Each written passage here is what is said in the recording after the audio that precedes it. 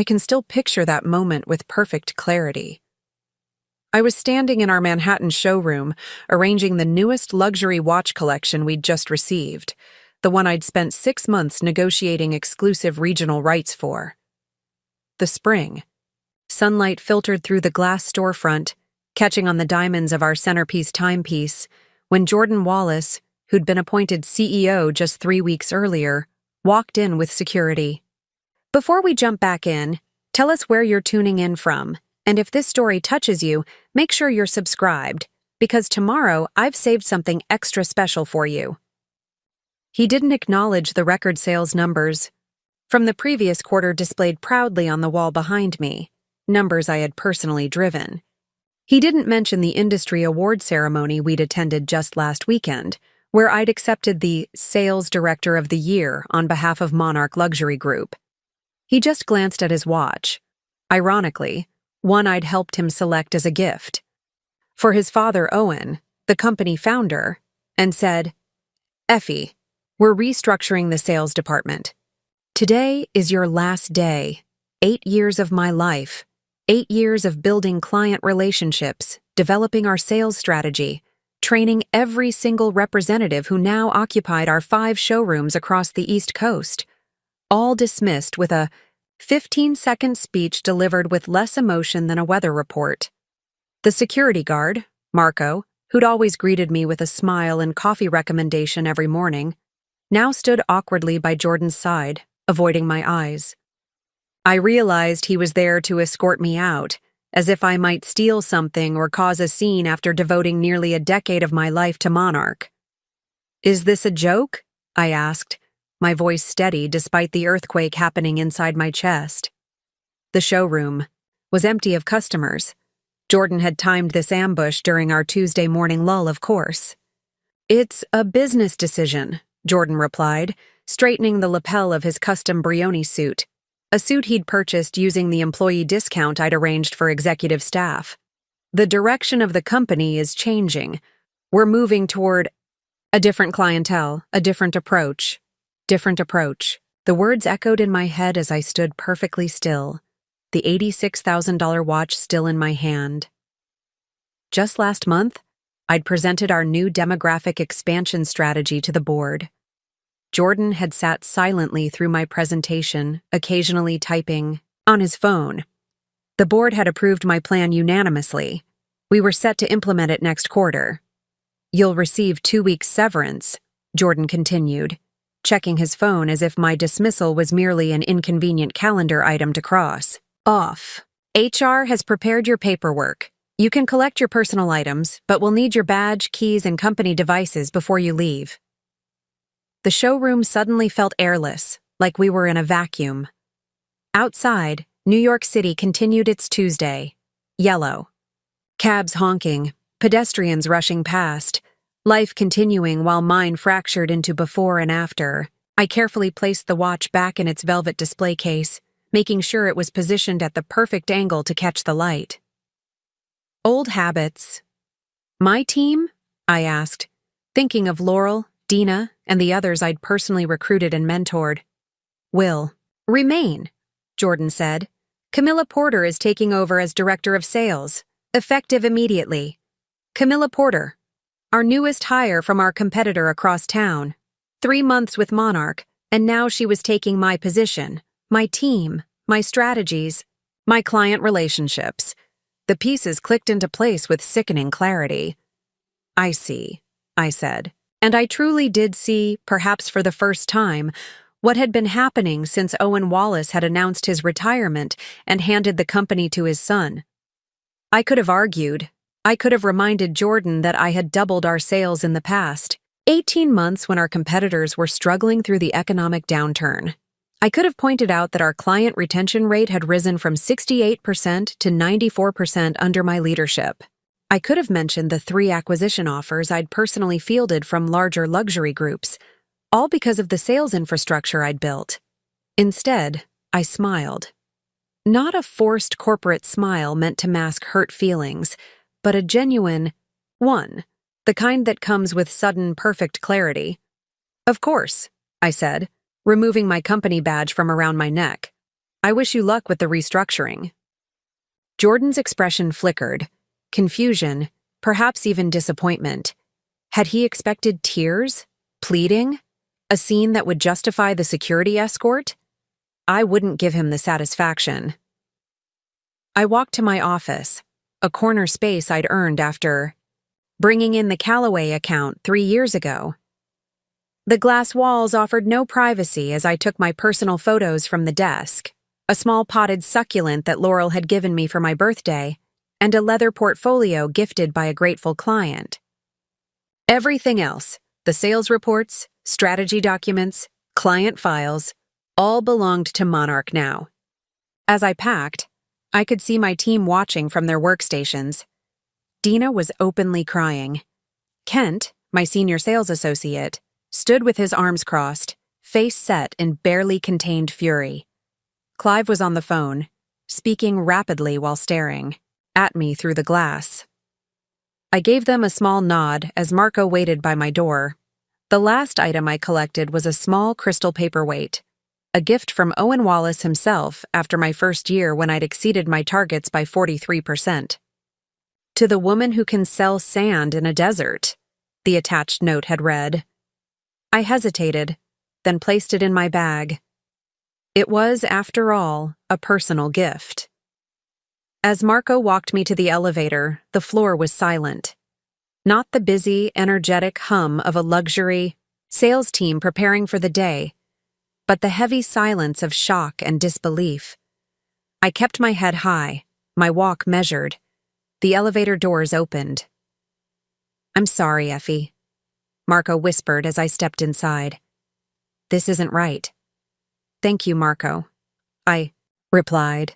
How's your daughter doing in college? He looked startled, then gave a sad smile. Made Dean's List this semester?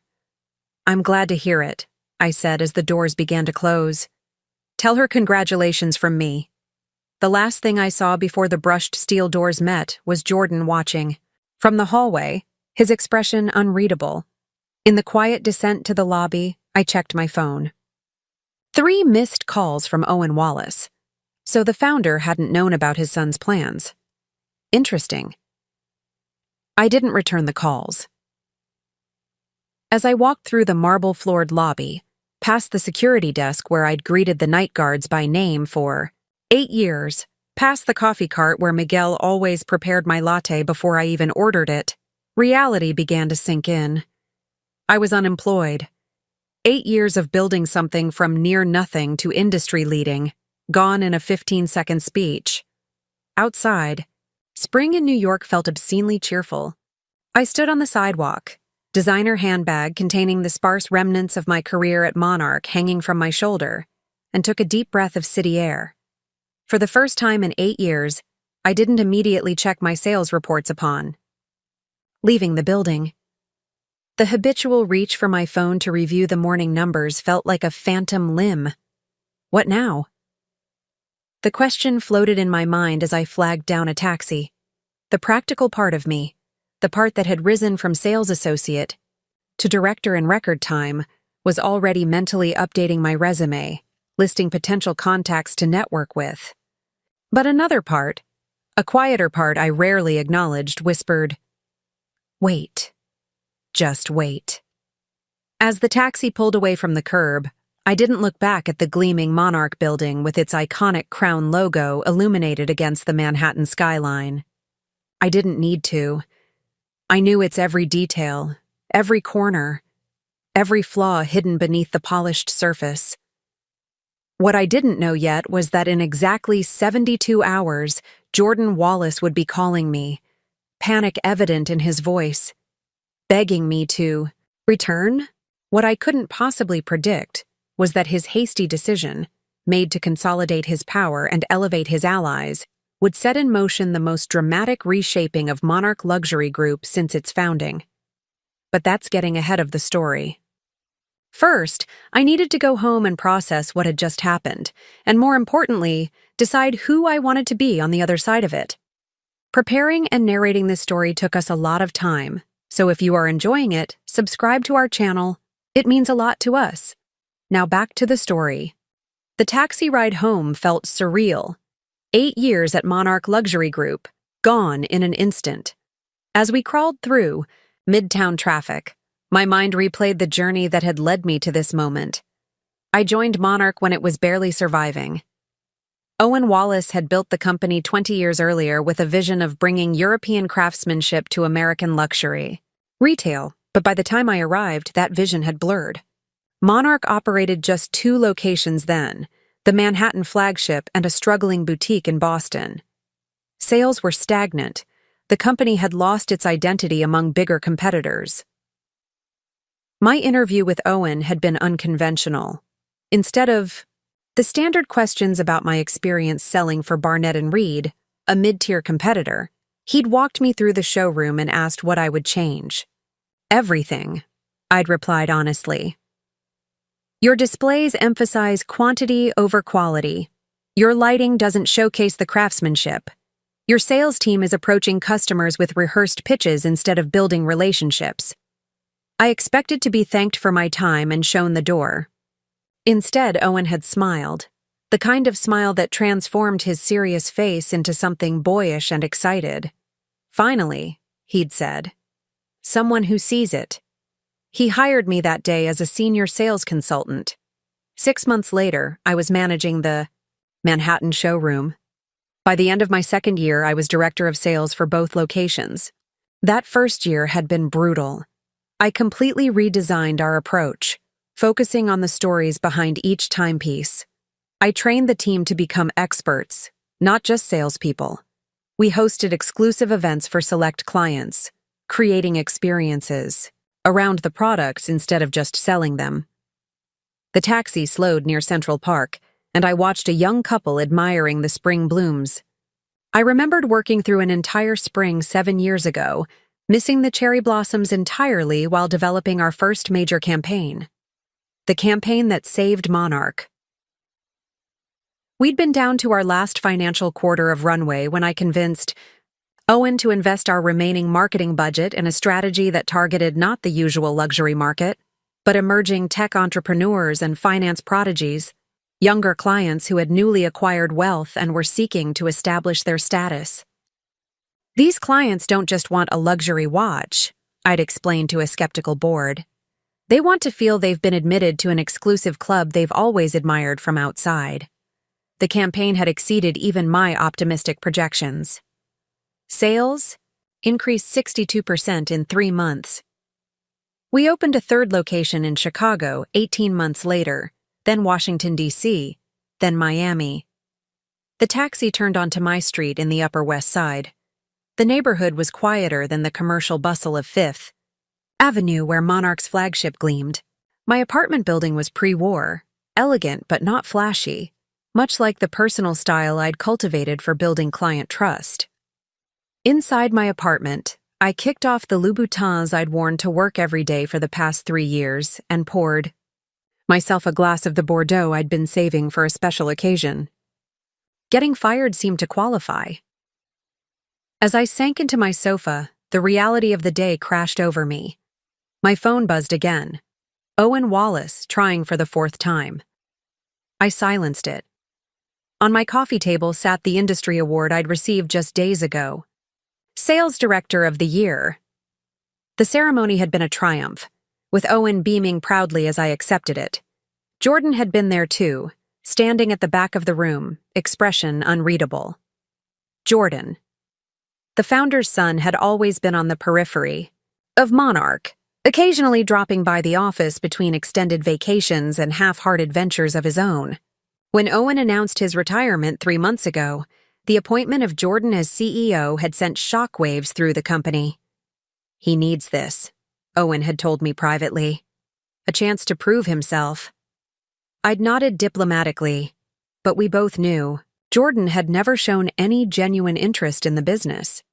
What he did show interest in was Camilla Porter, whom he'd personally recruited from our competitor after meeting her at an industry cocktail party. My phone lit up with a text from Dina. The entire sales floor is in shock. Jordan won't tell us anything. What's happening? I hesitated, then replied, strategic differences. You'll be fine. Trust your training. Professional to the end, even as my insides churned with a mixture of anger and disbelief. I took another sip of wine and let my gaze drift to the wall where I'd hung the first advertisement from my rebranding campaign. The image showed a Monarch timepiece against a backdrop of Manhattan at dawn, for those who make every second count. The tagline had become our company identity. More messages flooded in. From Kent. This is Bulls. Half the team is talking about walking out. From Laurel. Camilla's already moving into your office. Jordan's giving her access to your client portfolio. My client portfolio. The relationships I'd cultivated for years. The high net worth individuals who purchased from Monarch not because of the brand name, but because they trusted my expertise. Clients who called me directly when they needed anniversary gifts or celebration purchases. My laptop sat on the desk in my home office. I should open it, start updating my resume, reach out to contacts in the industry. That's what the practical Effie would do. Instead, I found myself walking to the window, looking out at the city I'd conquered one luxury sale at a time. I thought about the Stevenson account, a finance mogul who had purchased over $2 million in timepieces in the past 3 years, all because I remembered his wife preferred vintage-inspired designs.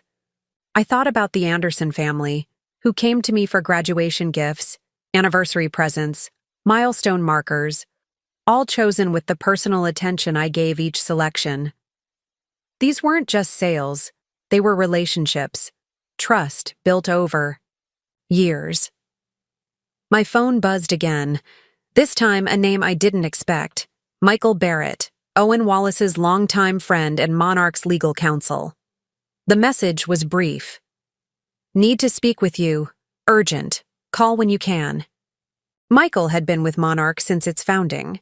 He'd drawn up my employment contract, handled our expansion paperwork, negotiated our exclusive distribution agreements with European watchmakers. Why would Monarch's lawyer be contacting me hours after my termination? The practical part of my brain cautioned me not to respond. The curious part, the part that had seen an opportunity in a failing luxury brand 8 years ago, reached for the phone. Michael, this is unexpected, I said when he answered. His voice was low, tense. Effie, did you ever read your employment contract? The full contract, including the appendices Owen added when you became director? Of course, I replied automatically. Though in truth, I'd skimmed the legal sections, focusing on compensation terms and performance bonuses. I don't think you did, Michael said, and something in his tone made me sit straighter. Because if you had, you'd know about the client protection clause Owen insisted on adding.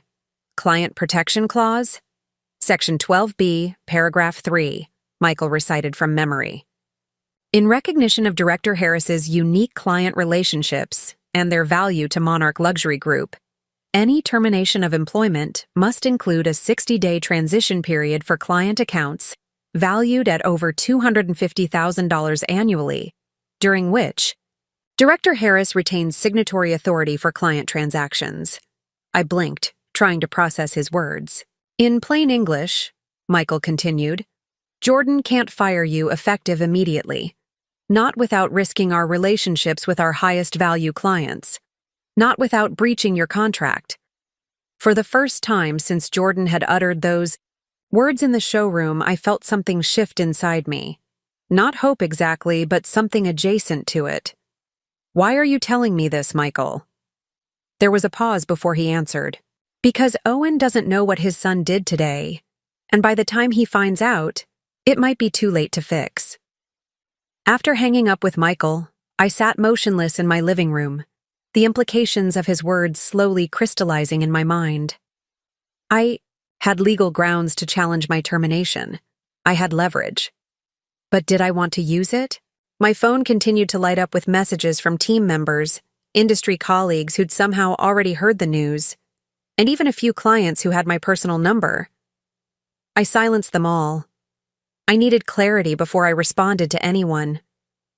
Pulled out my laptop and searched through my files for the employment contract Michael had mentioned. There it was. A 24-page document I'd signed 3 years ago when I officially became director of sales. I scrolled to section 12B and read the clause for myself. Michael hadn't exaggerated. The language was clear. I was entitled to a 60-day transition period for our high-value client accounts, with full signatory authority during that time. Jordan had breached my contract with his immediate termination. Thought lawyer and Michael would see this as a straightforward case of contract enforcement. The businessman in Owen would recognize it as protection for valuable client relationships. But for me, the question was more complex. What did I want? I could march back into Monarch tomorrow morning, contract in hand, and demand reinstatement. For the transition period, I could watch Jordan squirm as he was forced to walk back his public dismissal of me. I could savor the momentary victory. But at what cost? A toxic work environment for 60 days? Awkward client meetings where everyone knew I was on my way out?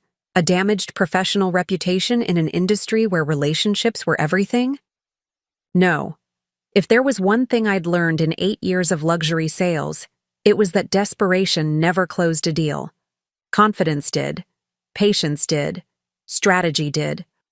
I closed my laptop without sending a single email.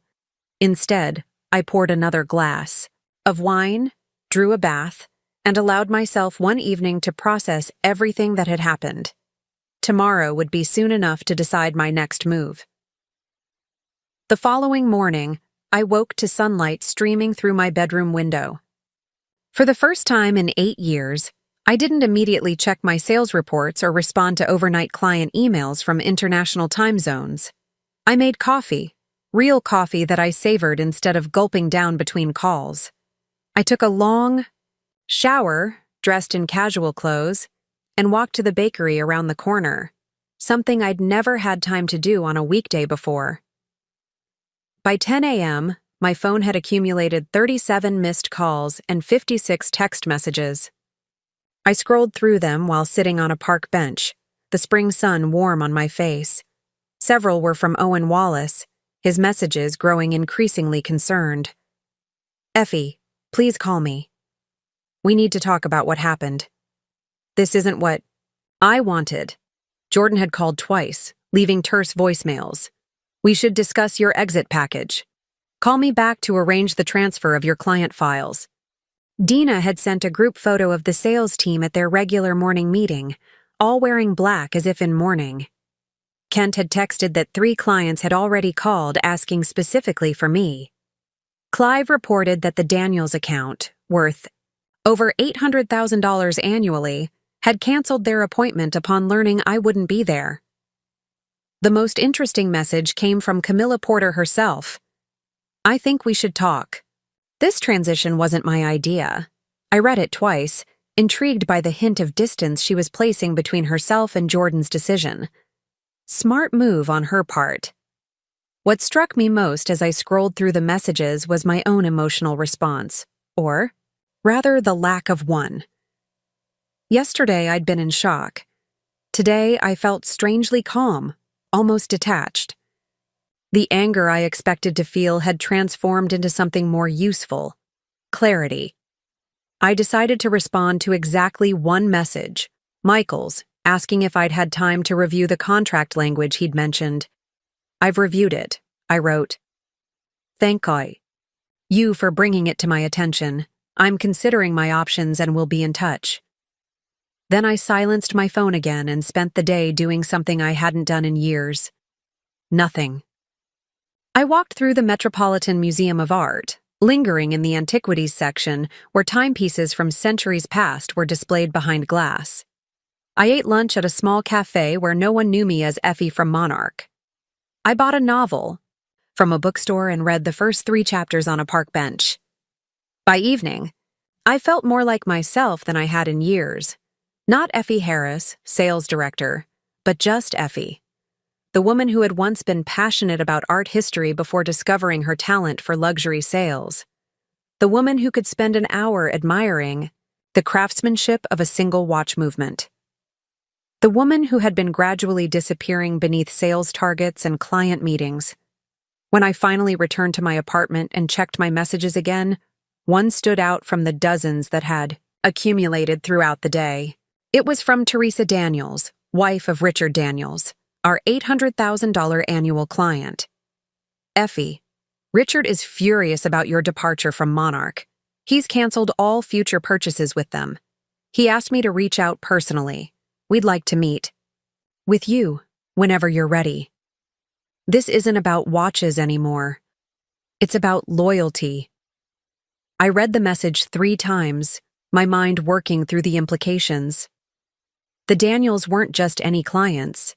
They were influencers in their social circle, the kind of people whose purchasing decisions were watched and emulated by others. If they were publicly withdrawing their business from Monarch. For the first time since Jordan had fired me, I smiled. Not the polite, professional smile I'd given him in the showroom, but a genuine one that reached my eyes. I didn't respond to Teresa immediately. Instead, I opened my laptop and created 2 documents, a spreadsheet listing my top 20 client relationships with annual purchase values, and a simple, elegant letter. The letter wasn't angry or accusatory. It didn't mention my firing or Jordan Wallace. It simply stated, "Dear valued client, after 8 wonderful years, I am writing to inform you that I am no longer with Monarch Luxury Group. It has been my sincere pleasure to assist you with your timepiece selections over the years, and I am deeply grateful for the trust you've placed in me. While I consider my next professional chapter, I would be delighted to remain in contact. My personal email is below should you wish to reach me for any reason. With warmest regards and appreciation, Effie Harris." I didn't send it, not yet, but I had it ready. That night, I slept better than I had in years, without the constant ping of client messages or the weight of sales projections hanging over me. Whatever happened next, I would face it on my terms, not as a desperate ex-employee, but as a professional who knew her value. On the morning of the 2nd day after my termination, I finally answered a call from Owen Wallace. "Effie," he said, immediately, his voice heavy with regret. "I've just returned from my medical appointments to complete chaos. What has happened?" "I think you know what happened, Owen," I replied, keeping my voice even. "Your son fired me without cause or notice." There was a long pause before he spoke again. "I didn't authorize this. I was away for scheduled medical tests. Jordan was supposed to maintain operations, not make executive decisions about key personnel. Nevertheless, he did." "Michael told me about the contract clause," Owen continued. "You're entitled to—" "I know what I'm entitled to," I interrupted gently. "The question is what I want." Another pause. "And what do you want, Effie?" I took a deep breath. "Right now, I want to take a few days to consider my options, all of them, without pressure or panic from Monarch." "Of course," Owen said quickly. "Take all the time you need. But Effie, you should know that the Daniels account isn't the only one we've lost. Henderson called this morning. So did the Whitman Group. They're all asking for you specifically." Closed my eyes briefly, absorbing this information without visible reaction, though Owen couldn't see me through the phone. "I'm not surprised," I said finally. "These relationships were built on trust and personal attention. They can't be transferred, like inventory." "I know that," Owen replied, frustration evident in his voice. "Jordan is learning that lesson rather painfully right now." I said nothing, waiting. "I'd like to meet with you," he continued. "Not here at the office, somewhere neutral, to discuss how we move forward." "I'll think about it," I said, then added, "Goodbye, Owen," and ended the call before he could respond. I set my phone down on the kitchen counter and gazed out at the Manhattan skyline. The next move was mine, and for the first time since joining Monarch Luxury Group, I had the luxury of time to make it carefully, deliberately, and entirely on my own terms. By the afternoon of the 2nd day after my termination, I'd established a temporary office at my dining room table. 3 notebooks lay open before me, one for client notes, one for industry contacts and opportunities, and one for thoughts about Monarch. My laptop displayed the growing list of messages from clients, each more concerned than the last. I'd begun sorting clients into categories: those with genuine personal connections who would likely follow me anywhere, those loyal to the Monarch brand regardless of who served them, and those in between who might be swayed either way, depending on how the situation unfolded. The Daniels family was clearly in the first category.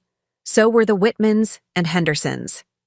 Together, these 3 relationships represented nearly $2.4 million in annual sales, almost 18% of Monarch's Manhattan showroom revenue.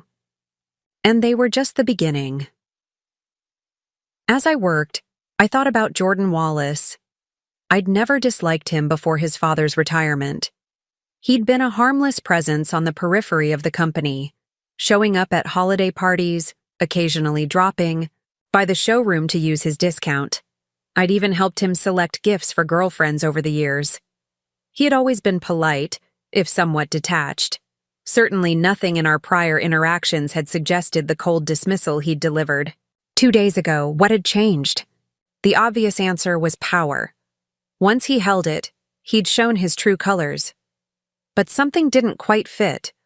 Jordan wasn't stupid, entitled perhaps, but not lacking in basic intelligence. He must have known that firing the director of sales who had doubled company revenue would have consequences. So why do it? I picked up my phone and scrolled to a name I hadn't contacted yet. Laurel Davis, my assistant for the past 3 years, and the person who knew more about the inner workings of our office than anyone. Effie, she answered immediately, her voice hushed. Are you okay? I've been so worried. I'm fine, Laurel, I replied. Just processing everything. Can you talk? Give me a minute. I heard shuffling, a door closing. I'm in the supply closet. It's the only place without glass walls. Jordan's had Camilla shadowing me all day, trying to understand your client management system. How's that going for her? I couldn't help asking. Laurel gave a short, quiet laugh. About as well as you'd expect. You didn't exactly leave a user manual for your personalized approach to client relationships. No, I agreed. I didn't. The Stevenson meeting was a disaster this morning, Laurel continued. Mr. Stevenson took one look at Camilla and asked where you were. When she explained you were no longer with the company, he walked out, said he'd be in touch when you landed somewhere worthy of his business. I made a note next to Stevenson's name in my client notebook.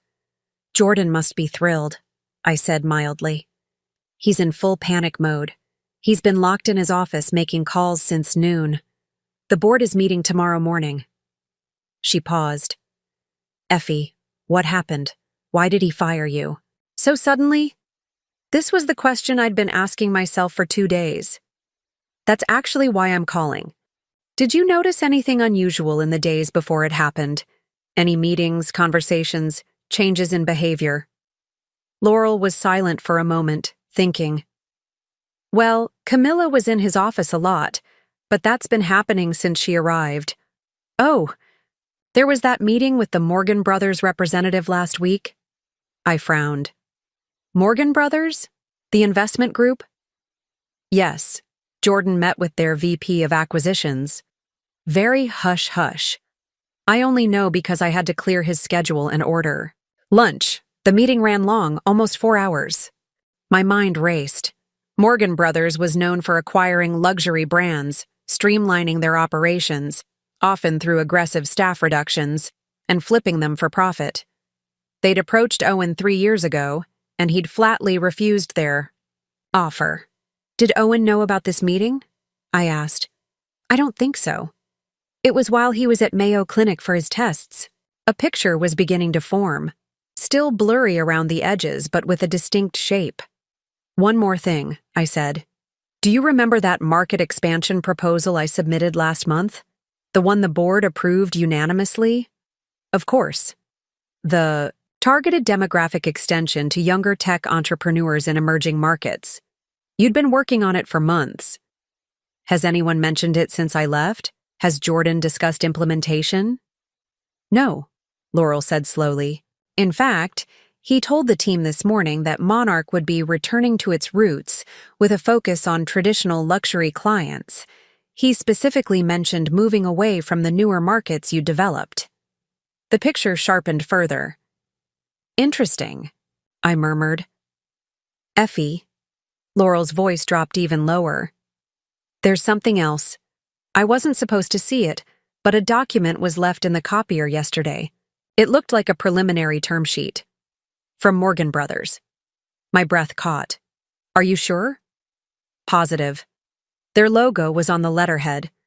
I only saw the first page before Camilla snatched it up, but it mentioned something about streamlining, operations, and returning to core brand identity. Everything clicked into place with stunning clarity. Jordan wasn't just replacing me with Camilla on a whim. He was preparing Monarch for acquisition. My client relationships, my expansion strategies, my influence with the board, all would have presented obstacles to a quick sale.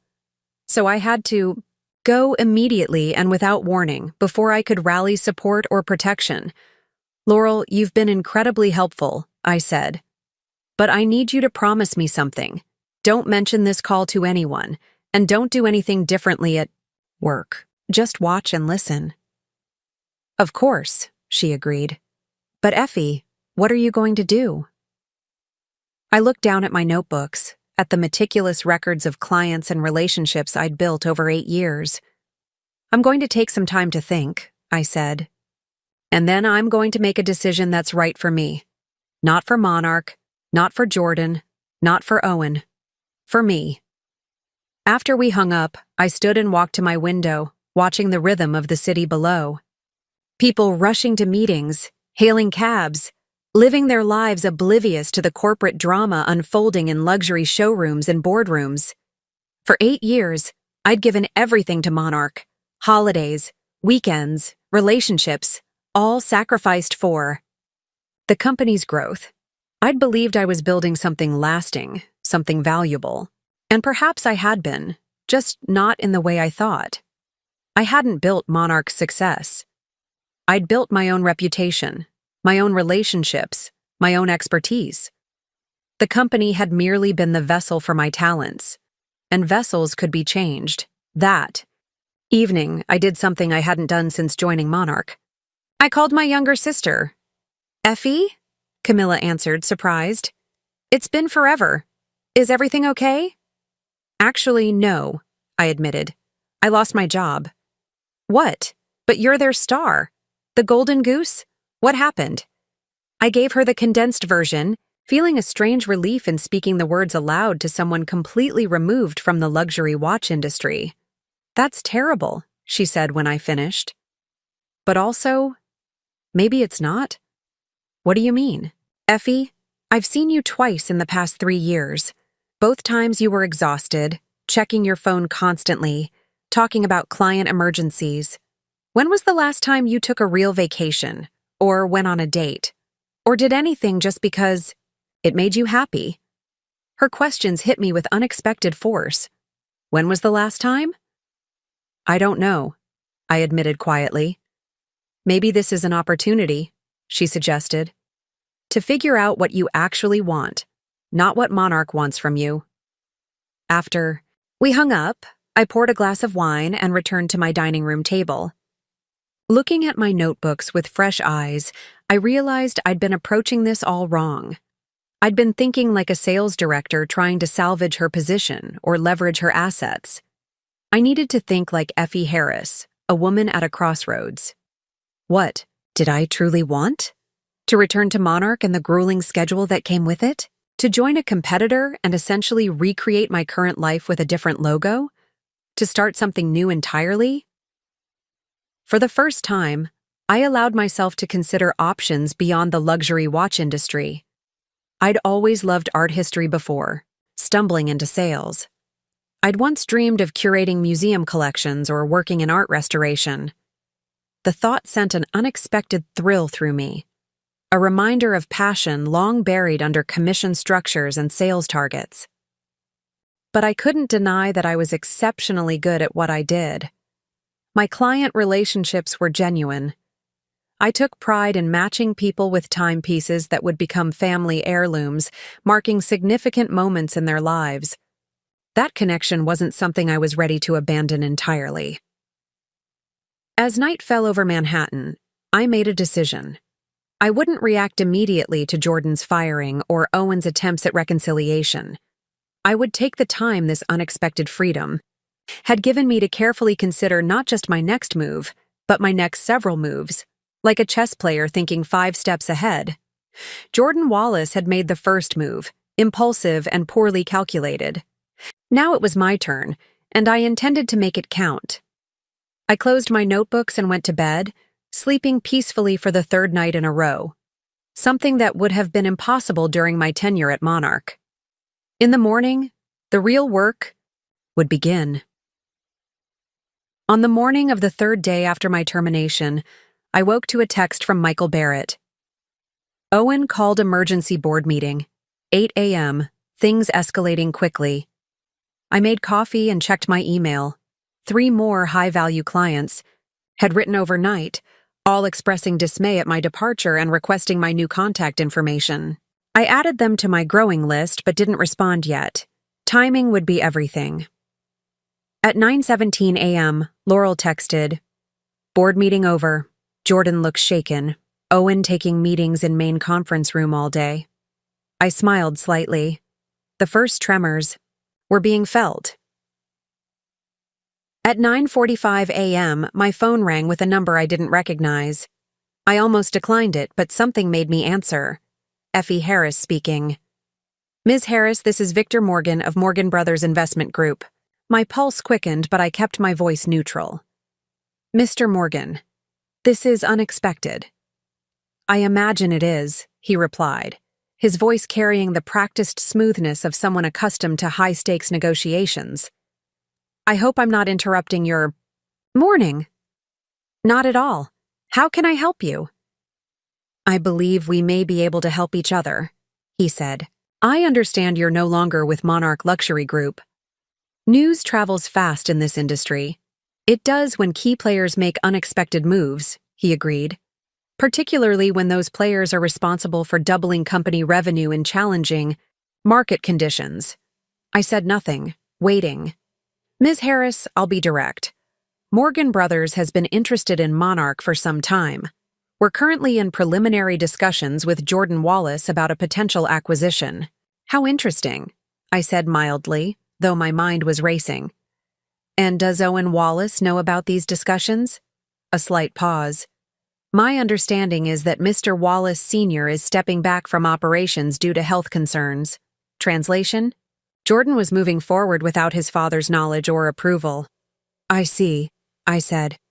"And how exactly do you think we might help each other, Mr. Morgan?" "We've done our due diligence on Monarch," Victor continued.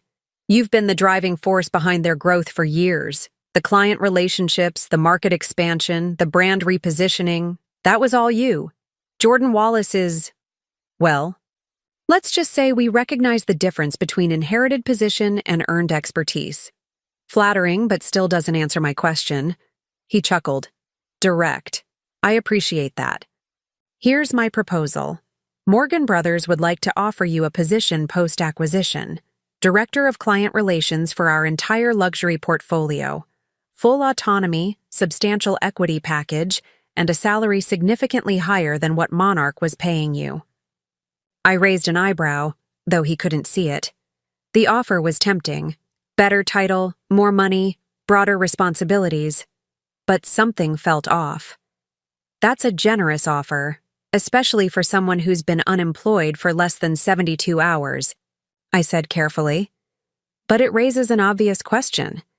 If you value my contribution to Monarch so highly, why approach me after Jordan fired me?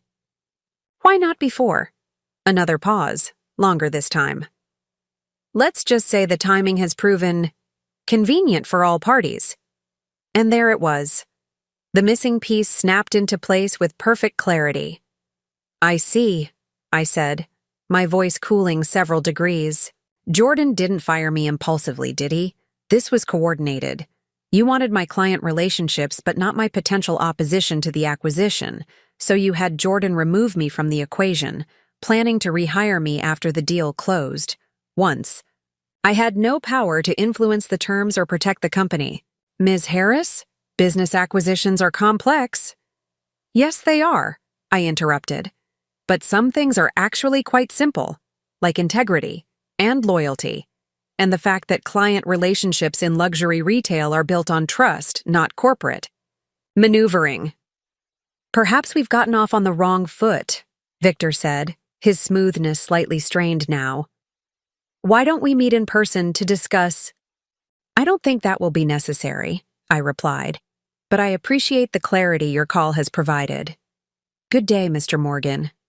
I ended the call and sat back in my chair, a strange calm settling over me. The full picture was now crystal clear. Jordan hadn't acted alone. He'd been working with Morgan Brothers all along, setting up a deal that would likely earn him a handsome payout while transferring control of his father's legacy to corporate raiders known for stripping companies down to their most profitable elements. My firing wasn't personal. It was tactical.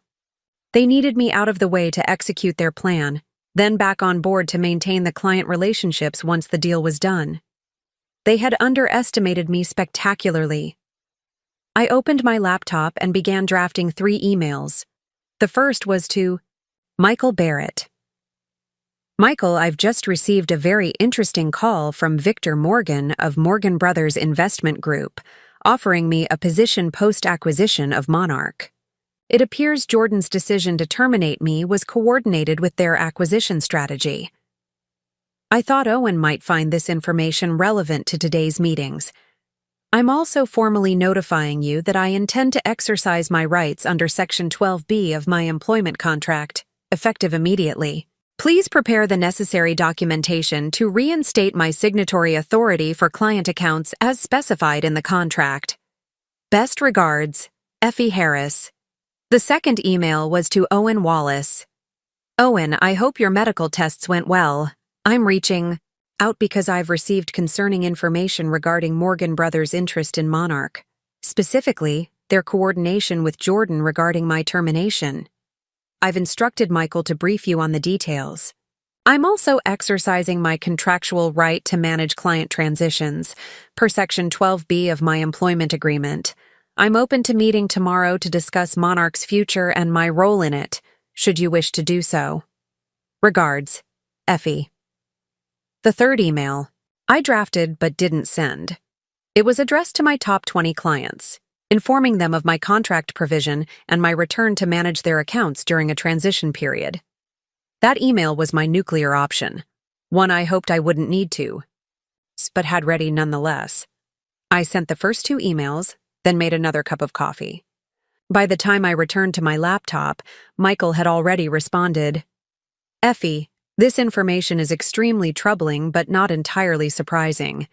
I've been concerned about Jordan's activities since Owen stepped back for medical leave. I've already notified HR about your contract provision and am preparing the formal documentation. Given these new developments with Morgan Brothers, I believe Owen will want to expedite your return. I'll call you later today after I've spoken with him. Michael. I closed my laptop and walked to the window, gazing out at the city. For 8 years, I'd been focused on building Monarch's success, believing I was securing my own future in the process. Now I realized that the true power had never been in my title or office, but in the relationships I'd built and the trust I'd earned. My phone buzzed with a text from Laurel. Something big happening. Owen just called Jordan and Camilla into his office, closed the blinds. Security has been called to the building. I set my phone down without replying. The wheels were in motion now. Less than an hour later, my phone rang. Owen Wallace. Effie, he said when I answered, his voice grave. We need to talk. How soon can you come to the office? I can be there in an hour, I replied. Good. Use the executive entrance. Michael will meet you. Owen, I said before he could hang up. Just to be clear, am I coming as a terminated employee exercising contract rights?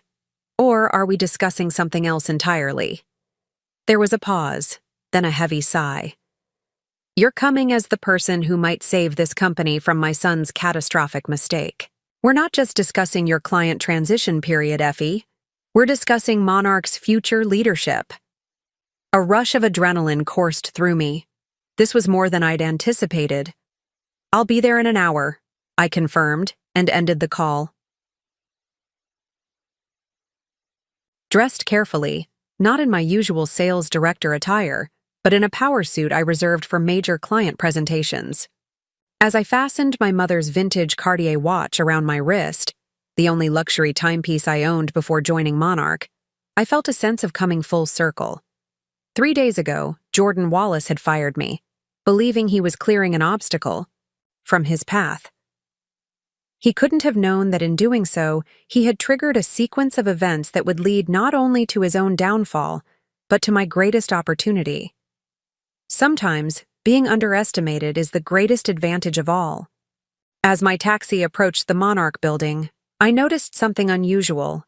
A black SUV with tinted windows idling near the executive entrance, driver at the ready. Security personnel stood at attention nearby, more visible than normal. Whatever was happening inside had escalated beyond a simple personnel dispute. Michael Barrett was waiting for me at the private entrance as promised, his normally composed demeanor showing cracks of tension. Effie, he said, extending his hand. Thank you for coming so quickly. Your message made it sound urgent, I replied, shaking his hand firmly. He guided me toward the executive elevator, the one I rarely use despite my director status, preferring to walk the sales floor and engage with my team. The situation has deteriorated rapidly since this morning, he explained as the elevator doors closed. After your email about Morgan Brothers, Owen made some calls. It appears Jordan has been in talks with them for nearly 2 months, completely unauthorized. That doesn't surprise me, I said. But I imagine Owen took it poorly. Michael's expression tightened. That would be an understatement. When confronted, Jordan admitted he'd been promised a substantial payout and a 3-year consulting contract if the acquisition went through. And Camilla was aware of the plan. Morgan Brothers had already offered her a position managing what would remain of the sales team after their planned downsizing. The elevator doors opened onto the executive floor, and immediately I sensed the different atmosphere. The normal bustle of assistants and executives was gone, replaced by an eerie quiet. Several office doors were closed, unusual in a space designed with glass walls for transparency. Where is everyone? I asked. Owen sent most of the executive team home after the confrontation with Jordan. He wanted to minimize witnesses and speculation. Michael lowered his voice. There was shouting. Things were said that can't be unsaid. He led me toward Owen's corner office, but as we approached, I noticed the lights were off. We're meeting in the boardroom, Michael clarified, turning left down another hallway. When we entered the large conference room, I was surprised to find only Owen sitting at the far end of the table that normally seated 20 board members. He looked older than when I'd last seen him a week ago, his shoulders slightly hunched, his normally immaculate silver hair slightly disheveled. Effie, he said, rising to greet me.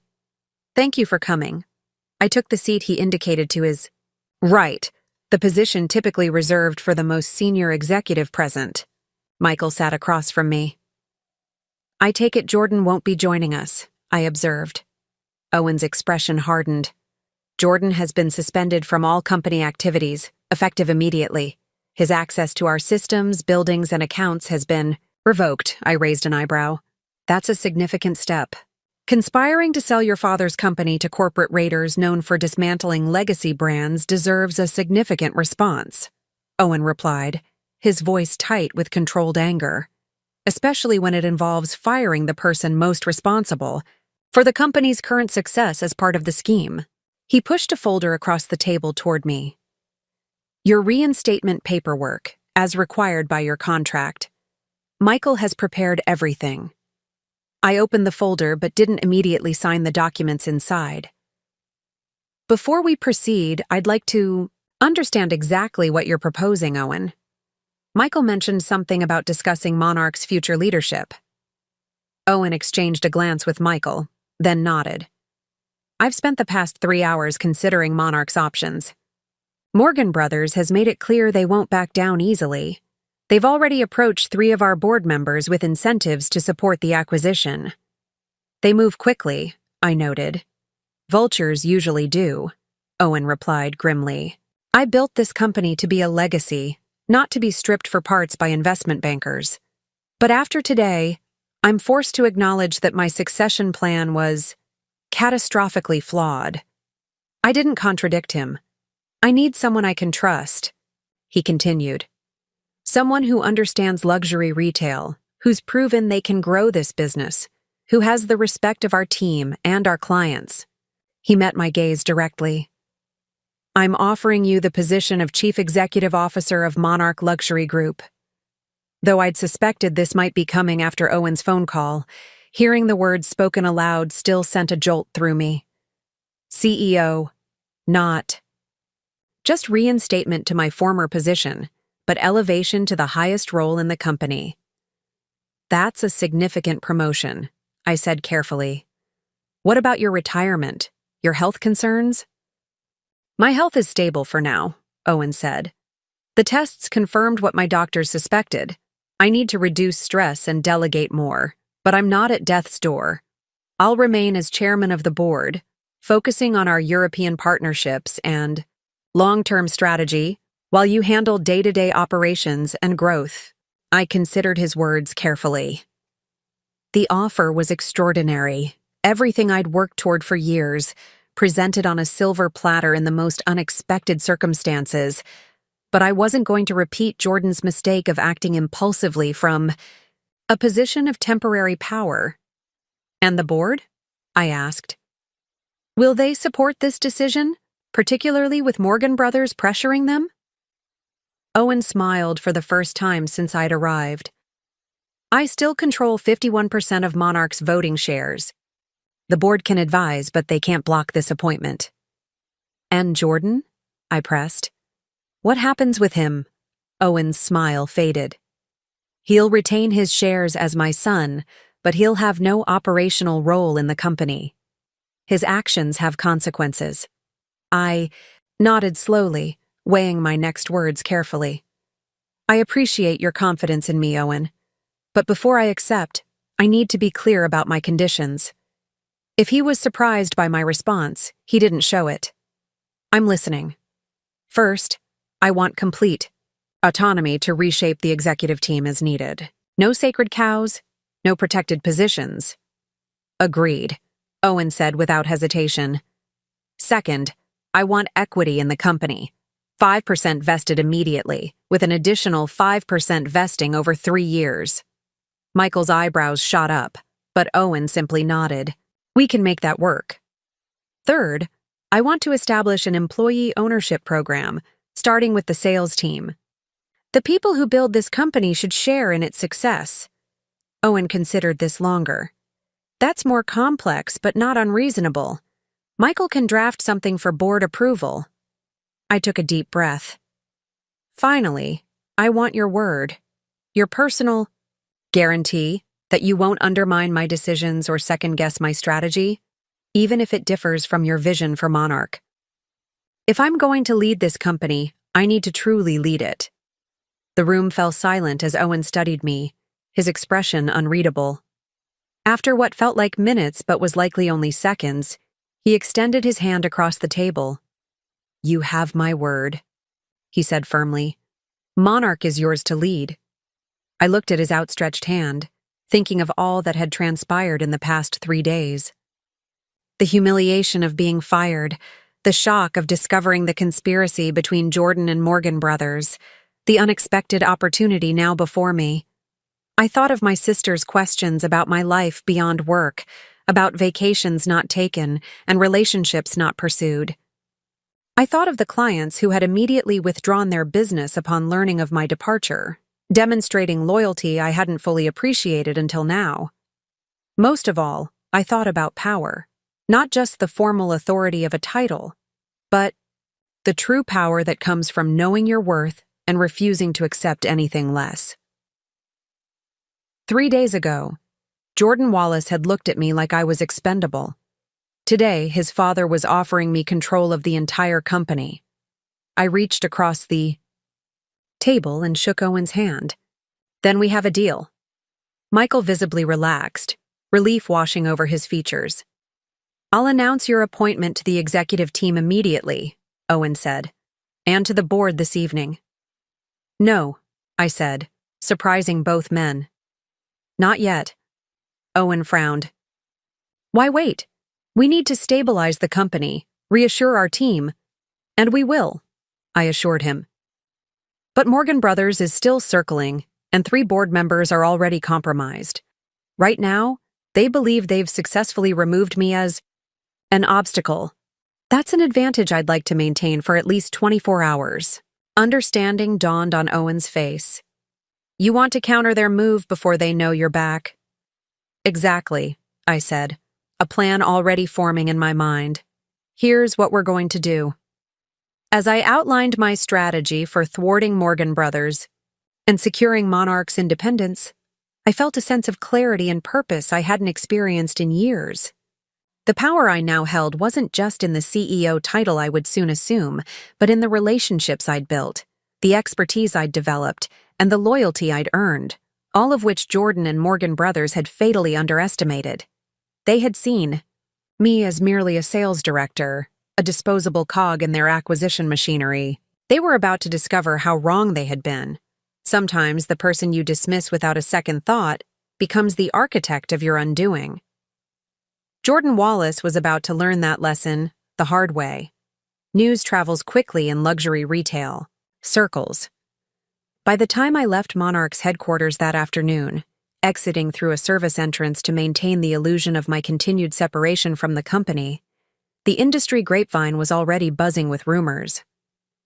As I settled into a cafe several blocks away, my phone vibrated constantly with messages from colleagues, competitors, and clients. I responded selectively, careful not to reveal my new arrangement with Owen. For the next 24 hours, strategic ambiguity would be our greatest asset. A text from Laurel caught my attention. Something huge happening. Jordan escorted out by security. Camilla in tears in the bathroom. Executive floor on lockdown. What's going on? I replied simply, interesting developments.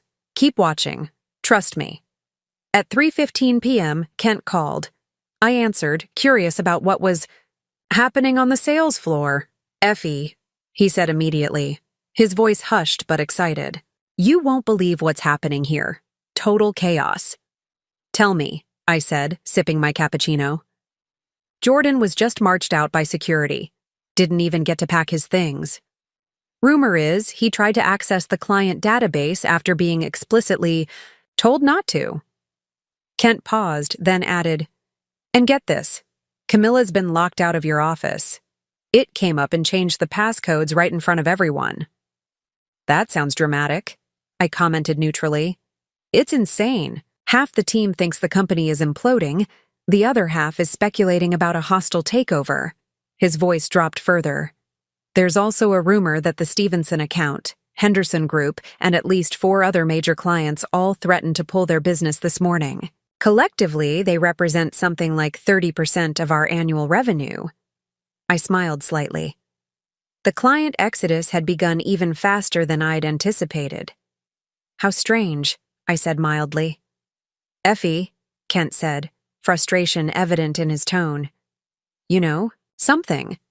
This can't be coincidence. Jordan fires you. 3 days later, he's escorted out while our biggest clients are threatening to walk. What's really going on?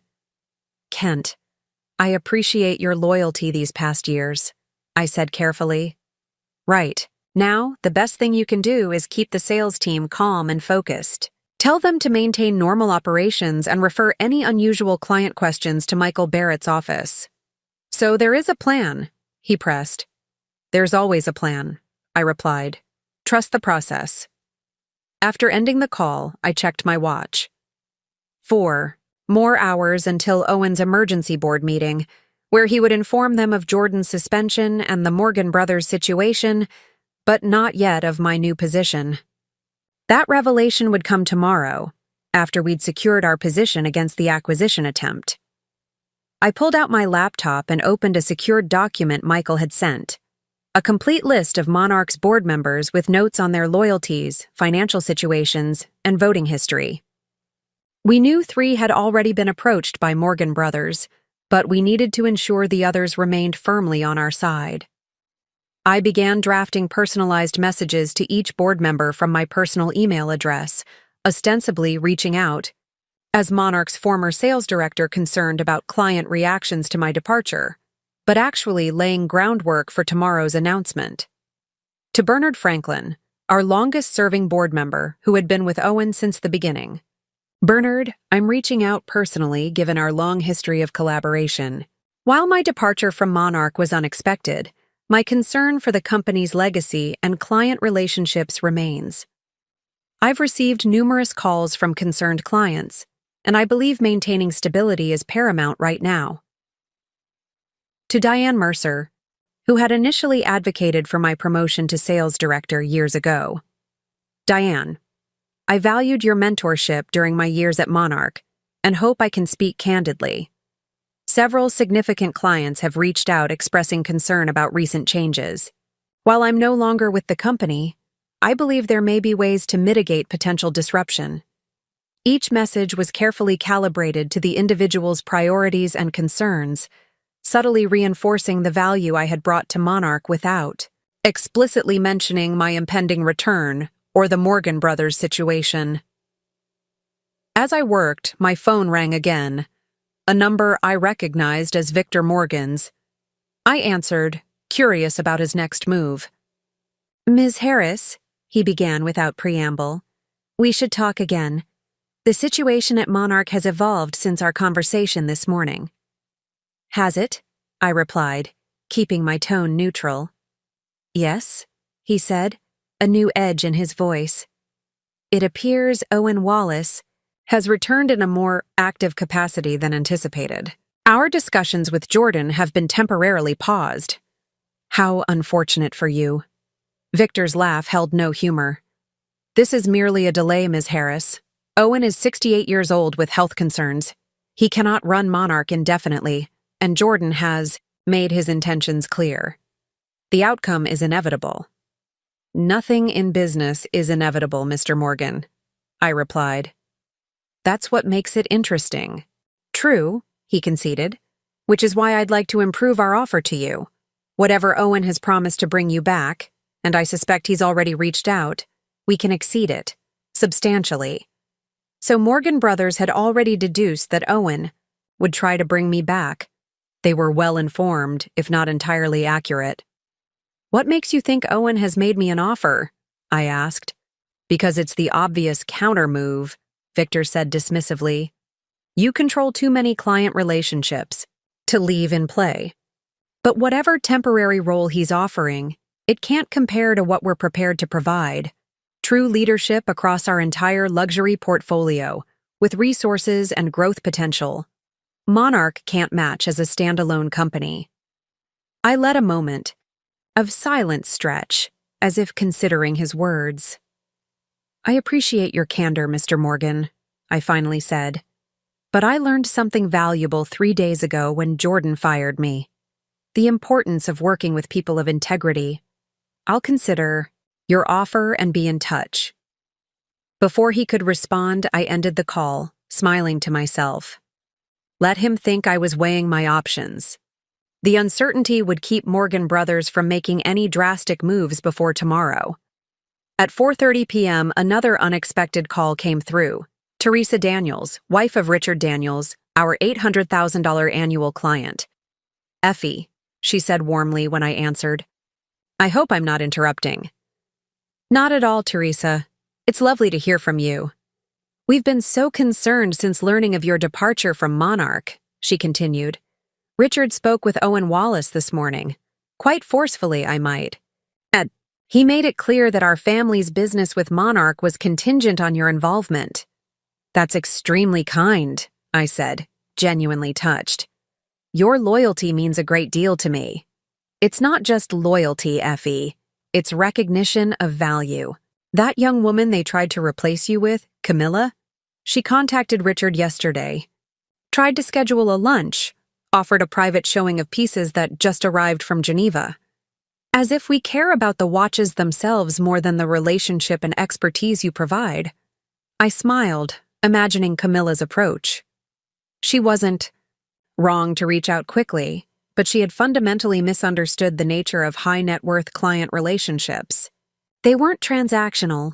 They were built on trust, discretion, and genuine connection. Teresa, I may have some news for you soon, I said. But for now, I'd ask for your patience for just one more day. Intriguing, she replied, curiosity evident in her voice. Richard will be pleased to hear there are developments. We've actually put our anniversary timepiece purchase on hold. It would have been our largest acquisition yet. Nearly $2 million. My eyebrows raised. The Daniels had been considering their most significant purchase to date, and Jordan's actions had placed it in jeopardy, another consequence he hadn't anticipated. After finishing my call with Teresa, I checked my email to find responses already coming in from board members, cautious, curious, concerned. The seeds had been planted. At 5:45 p.m., Michael texted, "Board meeting in 15. Key documents prepared per your strategy. We'll update afterward." I sent a quick acknowledgement, then closed my laptop. The pieces were in motion. By this time tomorrow, Monarch would have a new CEO, and Morgan Brothers would be facing a very different landscape than they had anticipated. My phone buzzed one final time that evening, a message from an unknown number. "This isn't over. You have no idea what you're up against." J. Jordan Wallace making threats from the sidelines. 3 days ago, such a message might have unsettled me. Now it merely confirmed what I already knew. Jordan had badly miscalculated, not just by firing me, but by underestimating what would happen next. I didn't bother responding. Tomorrow would speak for itself. The following morning, day 4 since my termination, I woke early, my mind already racing with the day's critical tasks. Today was the day everything would change officially, though the transformation had been underway since Jordan's ill-fated decision to fire me. I was preparing my morning coffee when my doorbell rang unexpectedly. It was just past 7 a.m., too early for casual visitors. Through the peephole, I saw Laurel standing in the hallway, looking anxious but determined. "Laurel," I said, opening the door in surprise. "How did you know where I live?" "HR files," she admitted, stepping inside when I gestured for her to enter. "I know I shouldn't have, but after everything that happened yesterday, I had to talk to you directly." I led her to my kitchen, offering coffee which she gratefully accepted. She looked exhausted, with dark circles under her eyes suggesting she hadn't slept much. "The office is imploding," she said without preamble, cupping the mug between her hands. After Jordan was escorted out, Camilla tried to take control of the sales team, but no one would listen to her. Kent basically told her to her face that she had no authority. Half the executive team didn't show up this morning. Rumor is they're meeting with headhunters. I nodded, listening carefully. This inside perspective was valuable, confirming that the power vacuum was developing exactly as Owen and I had anticipated. "What about client calls?" I asked. "That's the worst part," Laurel sighed. "The Stevensons canceled their spring collection order. That's over $400,000 gone. The Henderson Group sent a formal letter terminating their corporate account, effective immediately. Even smaller clients are calling hourly, asking specifically for you." She looked up at me. "Effie, what's really going on? Why did Jordan fire you, only to get thrown out himself 3 days later?" I studied her for a moment. Laurel had been my right hand for years, loyal and discreet. She deserved some insight, even if I couldn't reveal everything yet. Jordan was working with Morgan Brothers to sell Monarch, I explained. My client relationships and position with the board would have complicated their acquisition plan, so they removed me first. They didn't anticipate how quickly clients would react, or that Owen would return from medical leave and discover what was happening. Laurel's eyes widened. So the rumors about a takeover are true. Were true, I corrected. The situation is evolving. And what about you? She pressed. Are you coming back? Everyone's asking, but no one seems to know anything concrete. I smiled slightly. That's by design. For now, let's just say that my separation from Monarch was shorter than Jordan intended. Laurel studied my expression, then her own face brightened with realization. You're already back, aren't you? Behind the scenes? Let's just say I've been in discussions with Owen about Monarch's future leadership. She sat back, processing this information. That explains why Michael Barrett locked your office yesterday and had IT reset all the security protocols. They're preparing for your return. She paused, then asked more hesitantly, At what level? The question was direct, but I appreciated her perception. That will be announced officially later today. Laurel nodded slowly, connecting the dots. It must be significant if it's being handled this carefully. She took another sip of coffee, then added, You should know something else. After Jordan left, Camilla tried to access your client files, the detailed notes and personal information you kept on each relationship. It blocked her, saying they needed executive authorization. This was new information. How did she respond? She was furious. Said she had Jordan's authorization as the new sales director. But the IT manager, you know Damon, the one you helped when his mother was ill last year? He told her that Jordan's authorizations had been suspended, and she'd need approval from Owen or Michael Barrett. I made a mental note to thank Damon for his loyalty. Those client files contained years of personal details, children's names, spouses' preferences, anniversary dates, personal stories shared over private viewings. They were the backbone of my client relationships, far more valuable than any CRM data. What happened next? I asked. She called someone. I'm pretty sure it was someone at Morgan Brothers based on the conversation I overheard. Said there was unexpected resistance, and that the timeline might need adjustment. I nodded. Morgan Brothers was realizing their smooth acquisition was becoming increasingly complicated. There's one more thing, Laurel continued, her voice dropping slightly.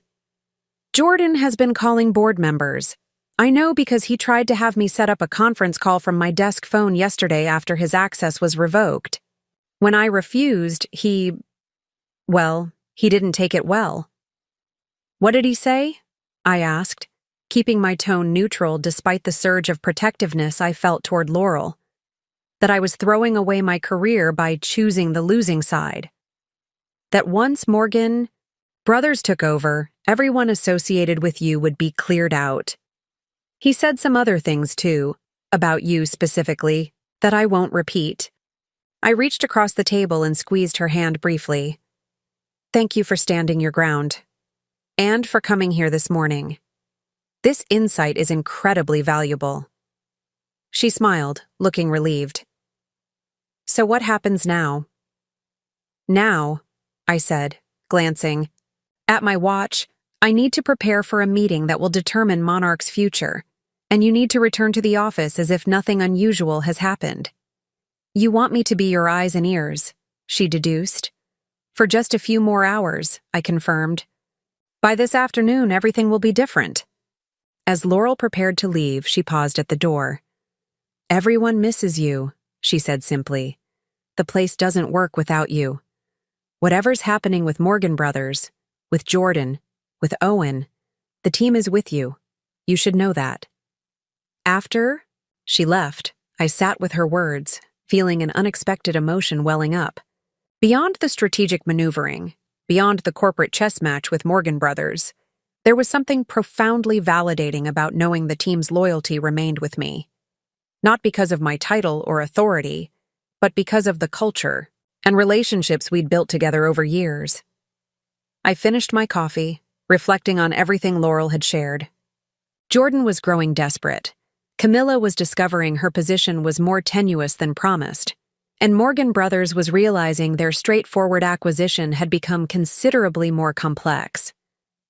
Perfect. Everything was unfolding exactly as I had hoped. My phone rang. Michael Barrett calling with an update.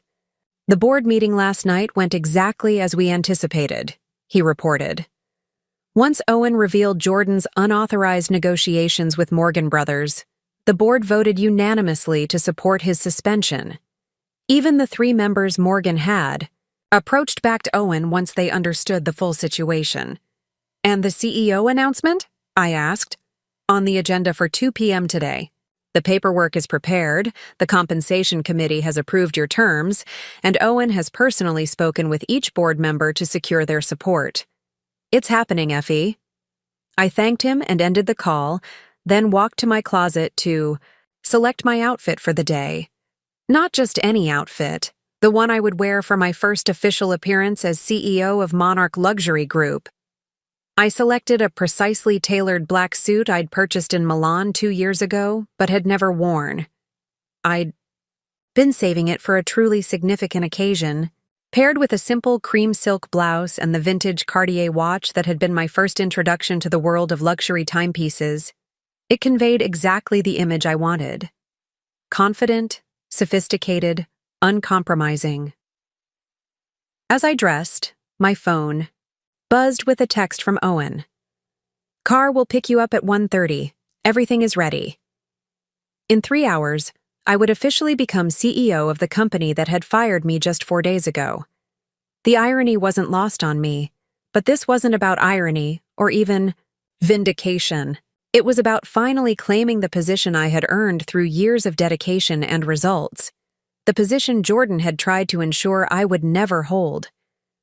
Sometimes the most powerful moves in business come not from aggression, but from patience. From allowing your opponents to underestimate you until the moment it's too late for them to correct their mistake. Jordan Wallace had made that mistake when he fired me, believing I would simply disappear. Today, he would learn just how catastrophic that miscalculation had been.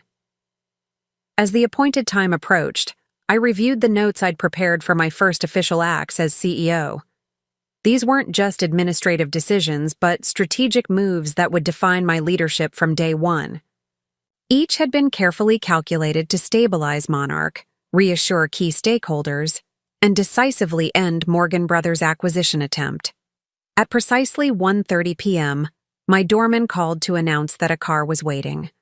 When I stepped outside, I was surprised to find Owen himself in the back seat of the Monarch executive car, a rare gesture that signaled the importance of today's transition. Effie, he greeted me warmly as I slid into the leather seat beside him. Ready for this? More than ready, I replied with quiet confidence. As the car pulled into traffic, Owen handed me a leather portfolio embossed with Monarch's crown logo. The latest financial reports, client statements, and market analyses you requested. And this, he added, extracting a sealed envelope. Just arrived from Morgan Brothers. I raised an eyebrow. They're persistent. Aggressively so, Owen agreed. This is their formal acquisition offer, delivered to the board this morning. $245 million, contingent on immediate acceptance and an expedited due diligence process. I whistled softly. The number was substantially higher than Monarch's last valuation, a testament to how badly Morgan Brothers wanted the company. They're trying to preempt our countermoves, I observed, opening the envelope to review the terms.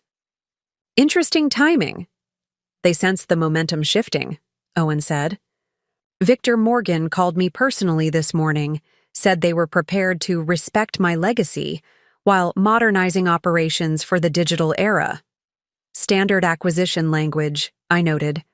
Respectful platitudes followed by systematic dismantling. Owen nodded grimly. They also mentioned having a substantial offer extended to you to join their executive team post-acquisition. Victor seemed quite confident you'd accept once you saw their terms. I smiled slightly. He called yesterday with essentially the same pitch. Seems to believe everyone has a price. Don't they? Owen asked, studying me with genuine curiosity. Not a price that can be measured in dollars or titles, I replied. Some things matter more.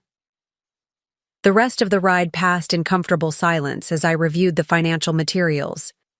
Despite the client exodus triggered by my firing, Monarch's fundamentals remained strong.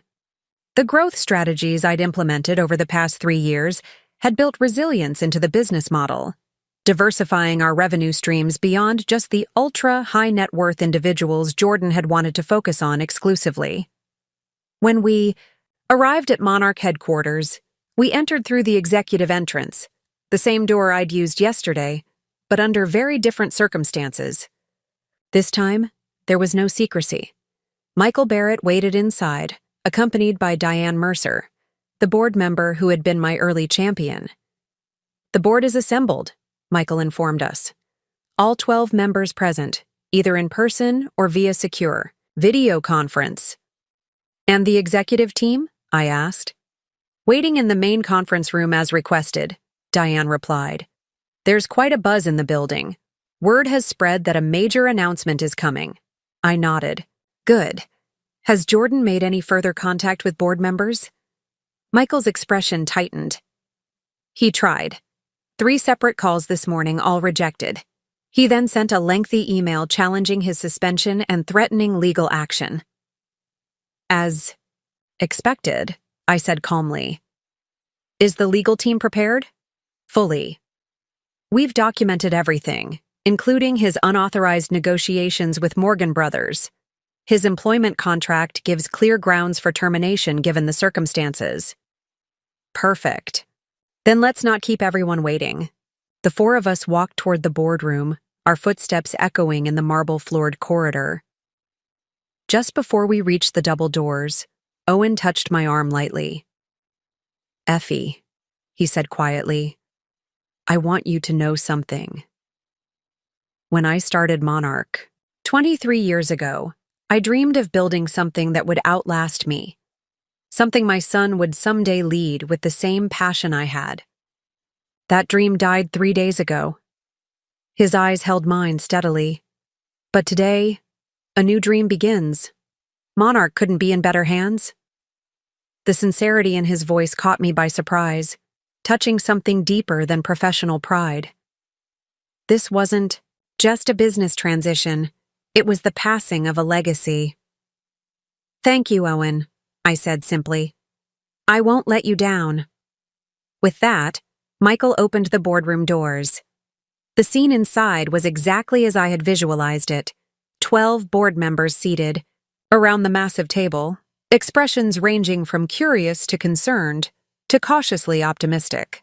At the head of the table sat an empty chair, the CEO's position, vacant since Owen's partial retirement 3 months ago, briefly occupied by Jordan and now awaiting its new occupant. Owen walked to the head of the table but remained standing beside the chair rather than taking it. Thank you all for convening on such short notice, he began. The past few days have been challenging for Monarch, but today marks a new chapter in our company's history. He briefly summarized the events we all knew, Jordan's unauthorized negotiations, with Morgan Brothers, my improper termination, the client exodus that followed, and the board's unanimous vote to suspend Jordan pending further investigation. Morgan Brothers believes Monarch is vulnerable, Owen continued. Their offer, delivered this morning, attempts to capitalize on what they perceive as instability following these events. He gestured to the documents being distributed around the table. But Monarch is not vulnerable. Monarch is not for sale. And Monarch's future is brighter than ever under the leadership of our new chief executive officer.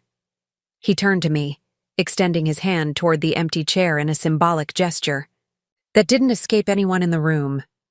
Ladies and gentlemen of the board, I present Effie Harris, effective immediately. The reaction was subtle but unmistakable, a collective shift in energy as the board absorbed this announcement. I stepped forward, accepting the chair Owen offered, and took my place at the head of the table. Thank you, Owen. And thank you all for your confidence, I began, my voice steady and clear. I recognize the unusual circumstances of this transition, but unusual times call for decisive leadership. I opened the portfolio in front of me. Before we address Morgan Brothers' offer, I want to outline my immediate priorities as CEO and the strategic direction I intend to take Monarch. For the next 30 minutes, I presented a comprehensive vision for Monarch's future. Not just damage control for the current crisis, but a bold expansion of the growth strategies I'd implemented as sales director. I detailed plans for digital, transformation, client experience enhancement, targeted market expansion, and operational efficiencies that would increase profitability without sacrificing quality or service. As I spoke, I watched the board members' expressions shift from cautious evaluation to active engagement. Even the three who had initially been approached by Morgan Brothers were leaning forward, asking thoughtful questions about implementation timelines and resource allocation. Now, regarding Morgan Brothers' offer, I continued, turning to the final page in my presentation. I recommend we respond with a simple, unambiguous statement. Monarch Luxury Group is not for sale at any price. We are committed to remaining independent and continuing our legacy of excellence. Bernard Franklin, our longest-serving board member, cleared his throat. While I appreciate your confidence, Ms. Harris, $245 million is a substantial offer. Our fiduciary duty requires we at least consider. With respect, Bernard, I interrupted gently. That duty also requires us to consider Monarch's long-term value, not just immediate returns. Based on the growth projections I've outlined, Monarch's valuation could reach $400 million within 3 years. Morgan Brothers isn't offering a premium. They're attempting to acquire us at a discount before we reach our full potential. The room fell silent as the board considered my words. Furthermore, I added, I've already secured commitments from our top 20 clients to not only remain with Monarch, but to increase their annual spending under my leadership. That alone represents $35 million in guaranteed revenue for the coming year. Bernard's eyebrows rose. You've secured these commitments already? I nodded. Relationships matter in luxury retail. These clients aren't loyal to a brand. They're loyal to people they trust. Morgan Brothers fundamentally misunderstands this, which is precisely why their acquisition would ultimately destroy Monarch's value, not enhance it. The strategic negotiation was working. I could see the momentum building, the board aligning, behind my vision rather than Morgan Brothers' offer. The path forward was becoming clear to everyone in the room. The vote, when it came, was unanimous. Monarch would reject Morgan Brothers' offer and proceed with the strategic direction I had outlined. My position as CEO was confirmed with full board support, and Owen was formally appointed as Chairman Emeritus, a position that acknowledged his legacy while transferring operational control fully to me. As the board meeting concluded, I stood to address them one final time. Thank you for your trust, I said. Now, if you'll excuse me, I have an executive team waiting to meet their new CEO and a company to lead into its next chapter. The walk from the boardroom to the executive conference room where the management team waited felt symbolic, a journey from backroom negotiations to public leadership. Michael and Owen flanked me as we moved through the corridors, while Diane had gone ahead to ensure everyone was assembled. Are you nervous? Michael asked quietly as we approached the conference room. I considered the question honestly. No, I replied. This isn't about me or my feelings. It's about what Monarch needs right now. Owen nodded approvingly. That's why you're the right person for this job. When we reached the glass doors of the conference room, I paused for a moment, taking in the scene.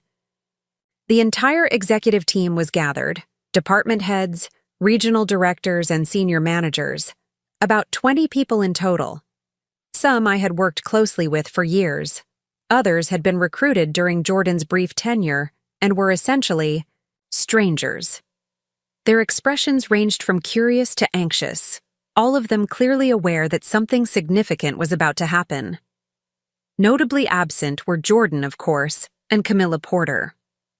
I had specifically requested that Camilla not be included in this initial meeting.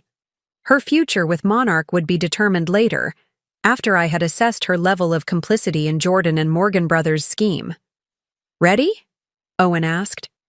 I nodded, and he opened the door. The room fell silent immediately as we entered. All eyes turned to us, or more specifically, to me.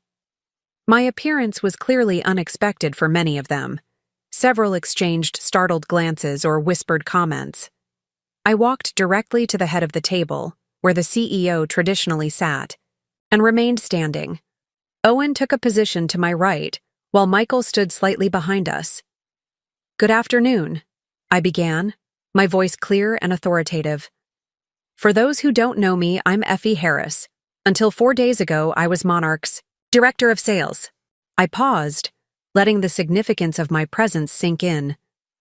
"Today, I stand before you as Monarch Luxury Group's new Chief Executive Officer, appointed by Owen Wallace and unanimously confirmed by our Board of Directors." The reaction was immediate. Raised eyebrows, widened eyes, a few audible gasps. Kent, representing the sales department in Camilla's absence, broke into a broad smile. Clive, our chief marketing officer who had always been an ally, nodded with satisfaction. Others looked stunned or confused. I recognize this announcement may come as a surprise, particularly given events of the past few days, I continued. So let me be completely transparent about what has happened and where we go from here. Over the next 15 minutes, I outlined the situation in clear, direct terms, Jordan's unauthorized negotiations with Morgan Brothers, my improper termination as part of that scheme, the resulting client exodus, and the board's decision to suspend Jordan and reject the acquisition offer. Morgan Brothers believed they could acquire Monarch at a discount by removing key personnel and creating instability, I explained. They severely underestimated two things: the loyalty of our clients and the resilience of this company. I moved around the table as I spoke, making eye contact with each executive. Some of you worked closely with me before my departure. Others know me only by reputation. But all of you need to understand this. My appointment isn't about reversing Jordan's decision to fire me. It's about securing Monarch's future as an independent, thriving luxury brand. I returned to the head of the table and finally took my seat, a deliberate signal that the formal announcement was complete and we were moving to operational matters. Now, we have work to do. In the past 4 days, we've lost significant client relationships and market confidence. My priority is to stabilize the company immediately and then return to growth. Here's how we're going to do it. I laid out a clear action plan for the next 72 hours. Client outreach protocols, communication strategies, operational adjustments, and financial measures to weather the temporary disruption. Each department had received specific directives tailored to their area of responsibility. "Questions?" I asked when I had finished. After a moment of silence, Dina from Finance raised her hand. "What about Camilla Porter? She's been operating as sales director since your departure." I nodded, appreciating the direct question. "Ms. Porter's role is under review. For now, Kent will serve as acting sales director, reporting directly to me." I turned to Kent. "I'll meet with you immediately following this meeting to coordinate client outreach." Kent nodded, clearly pleased with the assignment. Another hand went up. Harris from Operations, one of Jordan's recent hires whom I didn't know well. What message are we giving clients about Jordan Wallace? They're bound to ask. The official statement is that Jordan has been suspended pending a review of unauthorized activities, I replied evenly. We will not elaborate beyond that to clients. This is an internal matter, and we will handle it with appropriate discretion. I scanned the room, noting the mixture of reactions, most supportive or neutral, a few still processing the dramatic shift in leadership. This was to be expected. Loyalty couldn't be demanded, only earned. One final note, I said, my tone shifting slightly. I understand the past few days have been confusing and unsettling for everyone. Some of you may have concerns about the stability of your positions or the direction of the company under my leadership. Let me be clear. I judge people by their contributions, their integrity, and their commitment to Monarch's success, not by their relationship with previous leadership. I made eye contact with several of Jordan's recent hires specifically. You will all have the opportunity to demonstrate your value to Monarch moving forward. I expect loyalty to the company, not to me personally. Results and integrity, that's what matters. The tension in the room visibly eased. Even those who had been most closely aligned with Jordan seemed to relax slightly. Now, I concluded, standing once more, you all have your immediate priorities. I expect hourly updates on client retention efforts and daily reports on all other initiatives. We have a company to stabilize and a future to secure. Let's get to work. As the meeting broke up, executives immediately formed small groups, already beginning to implement the directives I'd outlined. Owen touched my arm lightly. Masterfully handled, he said quietly. It's just the beginning, I replied. The real test will be in the execution. Michael approached with a tablet displaying my schedule for the remainder of the day, a carefully orchestrated sequence of meetings, calls, and media interviews designed to announce my appointment to the world and begin rebuilding market confidence in Monarch. Your office is ready, he informed me. And Richard Daniels is holding for you on line 1. He heard about your appointment through the grapevine and wants to be the first to congratulate you. I smiled. Put him through in 5 minutes. First, I need to make one quick call. As Owen and Michael left to attend to their own responsibilities, I stepped into a quiet corner and dialed a number I hadn't used in 4 days. Victor Morgan, the familiar voice answered. Mr. Morgan, I said calmly. Effie Harris, CEO of Monarch Luxury Group. I believe you have a letter to withdraw. The silence on the other end was deeply satisfying. When Victor finally spoke, his smooth confidence had evaporated. Ms. Harris, this is unexpected. Is it? You should have done your homework more thoroughly before attempting to manipulate my termination. Monarch is not for sale. Not today, not tomorrow, not ever during my tenure as CEO. I trust that's clear enough for your board of directors.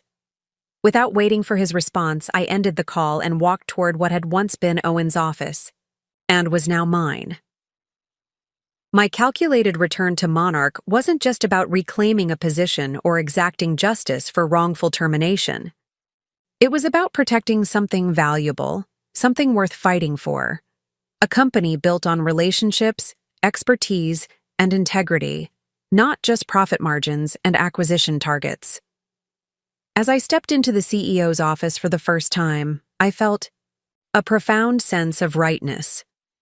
This was where I belonged, not because Jordan had fired me, but because I had earned it through years of dedication and results. Sometimes being underestimated is the greatest advantage of all. The next 48. Ours were a masterclass in crisis management and leadership transition. I operated on minimal sleep, fueled by purpose, and the knowledge that these critical early days would define my tenure as CEO. My first call as chief executive had been to Richard Daniels, our highest value client. His delight at my appointment was immediate and genuine. Finally, someone with sense is running that place, he'd declared. Owen should have done this years ago, instead of trying to force his son into a role he wasn't suited for. I appreciate your confidence, Richard, I'd replied. I understand you've been considering a significant anniversary purchase. We were, he confirmed. Nearly $2 million for Teresa's 25th anniversary. But when you left, we put those plans on hold. I'd like to personally handle your selection, I offered. In fact, I have several pieces arriving from Geneva next week that might be perfect. Pieces no other retailer in North America will have access to. By the end of the call, The Daniels $2 million purchase was back on track, with a private viewing scheduled for the following week. One call, one relationship restored, $2 million in revenue secured. This pattern repeated throughout that first day as I personally contacted our top 50 clients. By evening, we had reclaimed nearly $12 million in immediate sales that had been jeopardized by my termination, with commitments for another $20 million in annual recurring business. The second day brought new challenges. News of my appointment had broken in the luxury retail press, with headlines ranging from unprecedented, executive reversal at Monarch to Harris's remarkable return, from fired to CEO in 4 days. Business analysts were speculating about what the leadership change meant for Monarch's future, and competitors were watching closely for signs of instability they could exploit. I addressed these concerns head-on with a carefully orchestrated media strategy. Rather than hiding behind press releases or corporate communications, I gave 3 strategic interviews to Luxury Daily, The Wall Street Journal, and Women in Business magazine. In each, I projected calm confidence, outlined our growth vision, and subtly emphasized the strength of our client relationships without directly addressing the details of Jordan's departure. Monarch's success has always been built on exceptional client relationships and uncompromising quality, I told the Wall Street Journal. As CEO, I'm focused on strengthening those foundations while expanding our reach to emerging markets and next-generation luxury consumers. The board's unanimous support for this direction speaks for itself. By midday, Monarch's stock price, which had dipped nearly 8% following news of my termination and client departures, had rebounded completely and was trading 3% above its previous position. The market was responding positively to my leadership, a tangible vote of confidence that resonated throughout the company.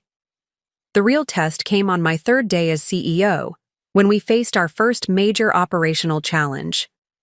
A shipment of rare timepieces from our Swiss manufacturer had been delayed at customs, pieces promised to 6 different high-value clients, including the Daniels Anniversary Selection.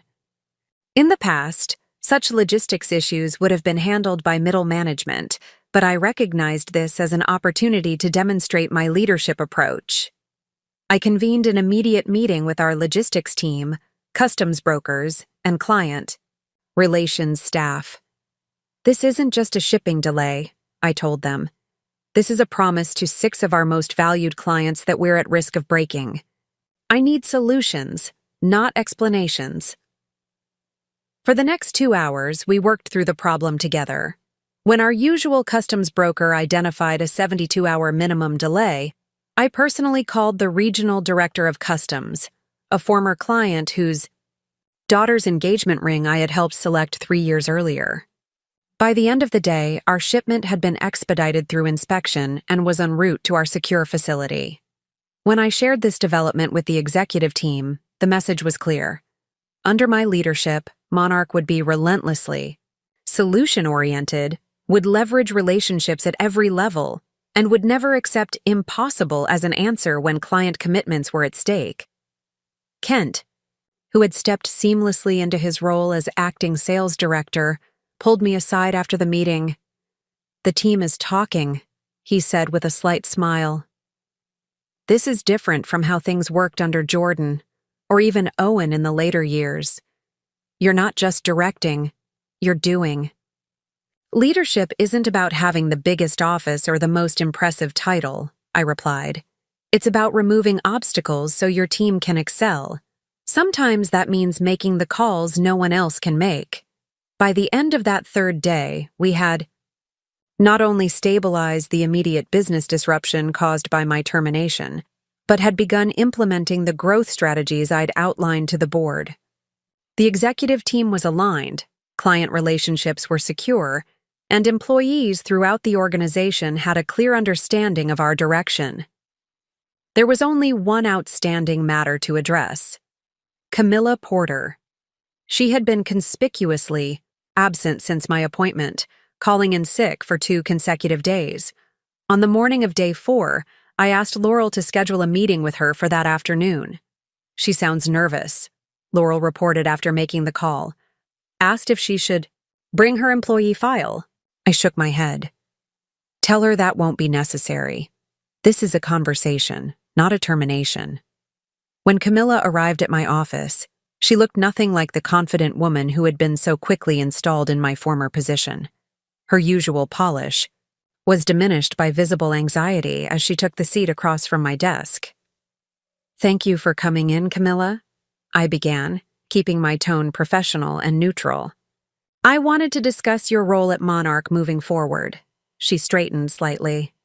I understand if you want to replace me. Given the circumstances, I held up a hand to stop her.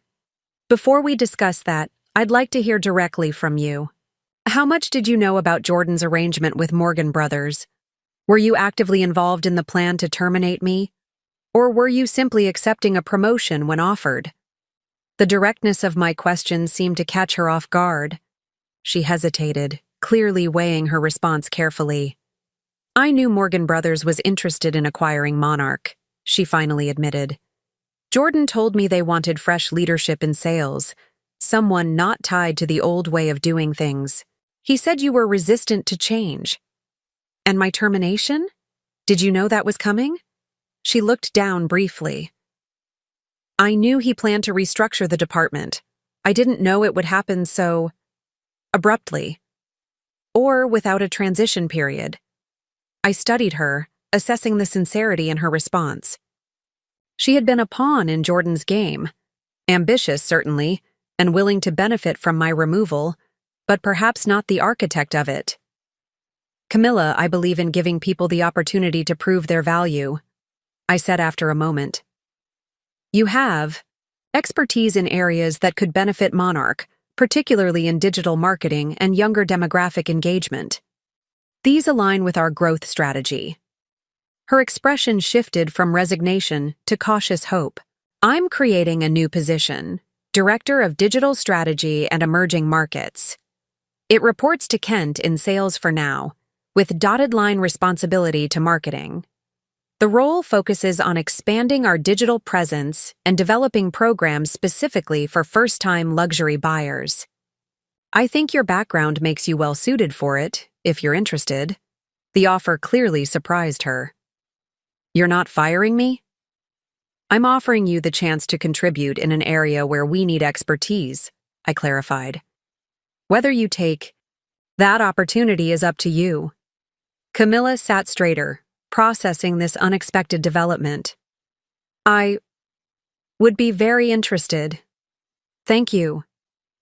As she left my office a few minutes later, after discussing the specifics of the new role, I reflected on the decision.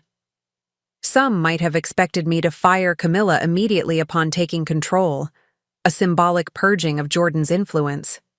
But true leadership isn't about retribution. It's about maximizing value and talent for the organization's benefit. By the end of my first week as CEO, Monarch was not just stable, but thriving. The client relationships I'd nurtured for years were stronger than ever. Our stock price had risen 7% above pre-crisis levels, and the organization had rallied around my leadership with a renewed sense of purpose and direction. Jordan Wallace had fired me believing he was eliminating an obstacle to his plans. Instead, he had set in motion a chain of events that revealed his own inadequacies while elevating me to the position I had earned through years of exceptional performance and results. Sometimes the greatest opportunities come disguised as setbacks. The key is recognizing them when they arrive. 2 weeks into my tenure as CEO, Monarch had regained its equilibrium. Client relationships were fully restored, operational workflows had normalized, and the executive team had adapted to my leadership style. The crisis atmosphere had dissipated, replaced by a focused energy as we implemented our growth initiatives. I was reviewing quarterly projections in my office when Laurel knocked on my door, her expression unusually tense. Jordan Wallace is in the building, she said without preamble. Security just called up. He's demanding to see you. I set down my pen. Is he alone? No. He's with 2 men in suits. his lawyer, and someone from Morgan Brothers, according to the front desk? I nodded, unsurprised. Jordan's silence these past 2 weeks had been temporary, not permanent. This confrontation was inevitable. Have security escort them to the main conference room, I instructed. Not my office, and ask Michael Barrett to join us immediately. As Laurel left to make the arrangements, I took a moment to center myself. This wasn't a personal confrontation. It was a business challenge to be managed professionally. When I entered the conference room 10 minutes later, Jordan was pacing near the windows while his companions sat rigidly at the table. His appearance had changed noticeably in 2 weeks, his usually immaculate appearance slightly disheveled, his expression tense. "Jordan," I acknowledged calmly, taking a seat at the head of the table. "This is unexpected." "Is it?" he replied, his voice tight with controlled anger. "You stage a corporate coup, take my position, turn my father against me, and don't expect me to respond?" Michael Barrett entered quietly behind me, legal pad in hand, and took a seat to my right. "Perhaps we should start with introductions," I suggested, ignoring Jordan's outburst and looking to his companions. The older man cleared his throat. "Robert Stillwell, legal counsel for Mr. Wallace." The younger man beside him added, "Thomas Morgan, Vice President of Acquisitions, Morgan Brothers." I raised an eyebrow at the second introduction. "Morgan, any relation to Victor?" "His son," Thomas replied stiffly. "Interesting," I noted. "A family business like Monarch was intended to be." Jordan slammed his palm on the table. "Enough pleasantries. I'm here to inform you that I'm challenging your appointment as CEO.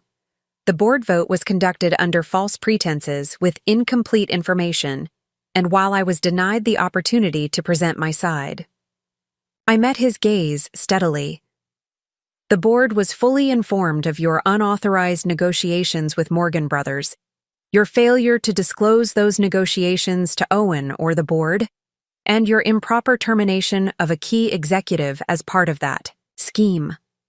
"What information do you believe was missing?" Stillwell interjected smoothly.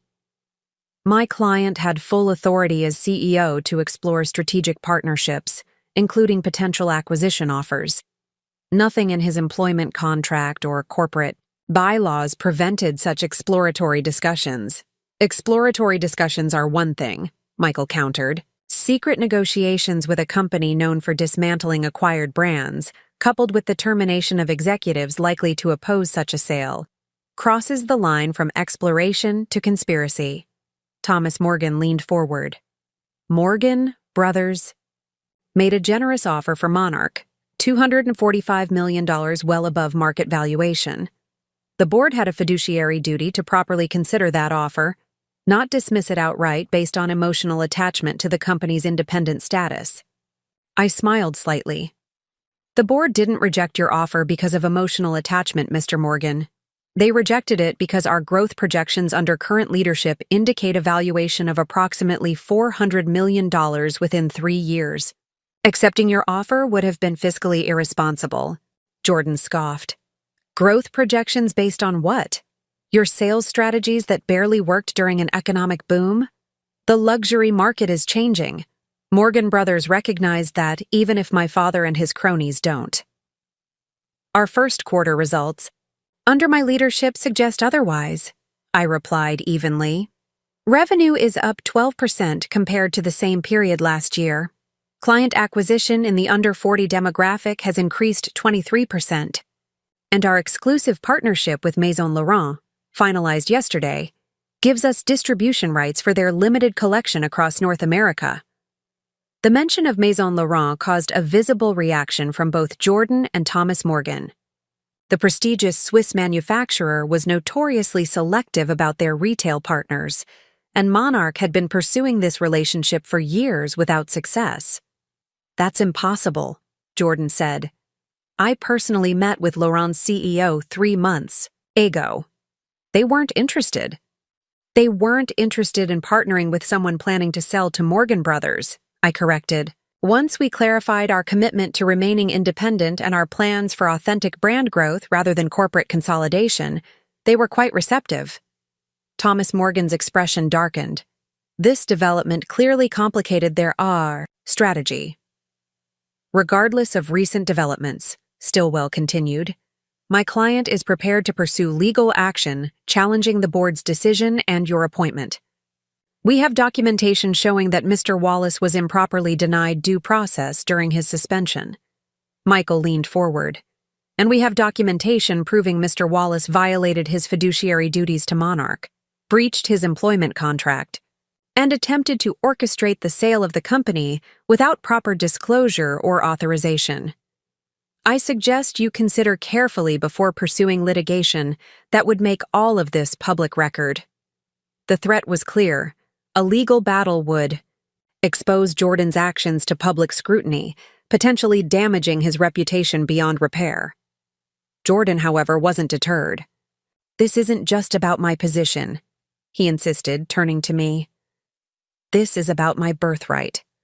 My father built Monarch for me to lead, not for an employee to commandeer through manipulation and fear tactics. I met his gaze calmly. Monarch isn't a birthright, Jordan. It's a business, one that succeeds or fails based on leadership, strategy, and execution. Your father gave you the opportunity to prove yourself. The results speak for themselves. You turned him against me, Jordan accused, his composure slipping further. Decades of planning for succession erased because you saw an opportunity to seize control during a moment of vulnerability. Owen made his decision based on your actions, not my influence, I replied. You tried to sell his life's work without his knowledge. You fired the person most responsible for the company's growth because she might oppose your plans. These were your choices, Jordan, not mine. Thomas Morgan, sensing the conversation was becoming unproductive, attempted to redirect. Perhaps there's a compromise position here. Morgan Brothers remains interested in acquiring Monarch, but we're open to restructuring our offer to include retention packages for key executives, including you, Ms. Harris. I shook my head. Monarch is not for sale. Not at $245 million, not at $300 million, not at any price during my tenure as CEO. The board has been unequivocal on this point. Everyone has a price, Thomas insisted. That's where you're fundamentally wrong, I replied. Some things aren't measured in dollars. Legacy, integrity, independence. These have value beyond what appears on a balance sheet. Jordan laughed bitterly. Such noble sentiments from someone who just happened to end up with my job. I turned to him, my expression softening slightly. Jordan, I never wanted your job. I wanted to continue building what I'd started at Monarch. You forced this situation when you fired me without cause, mistakenly believing I was just another disposable executive. The board didn't choose me over you because of manipulation. They chose me because I've consistently delivered results, while you've consistently prioritized your own interests over the company's. The room fell silent as my words hung in the air. For a brief moment, something like realization flickered across Jordan's face. Perhaps the first recognition that his actions, not mine, had led to this outcome. This conversation is over, he finally said, standing abruptly. You'll be hearing from our attorneys. As the three men prepared to leave, I remained seated, projecting calm confidence. Before you pursue legal action, I suggest you review Monarch's performance data from the past 2 weeks compared to the 3 months under Jordan's leadership. The numbers tell a compelling story about who should be leading this company.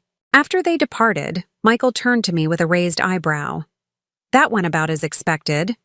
Indeed, I agreed. They needed to make the threat directly to see if we would flinch. And now? Now they'll reconsider once they review the actual data. Jordan may still pursue legal action out of pride, but Morgan Brothers won't back a losing strategy. They're business people first. They'll move on to easier targets. And that's exactly what happened. 3 days later, Thomas Morgan called to explore potential partnership opportunities instead of acquisition. a face-saving retreat from their previous position.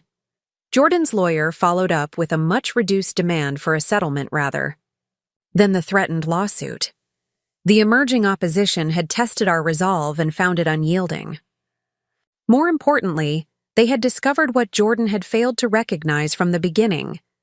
Monarch's value wasn't in its brand name or market position alone, but in the relationships, expertise, and vision that I and my team brought to the key company.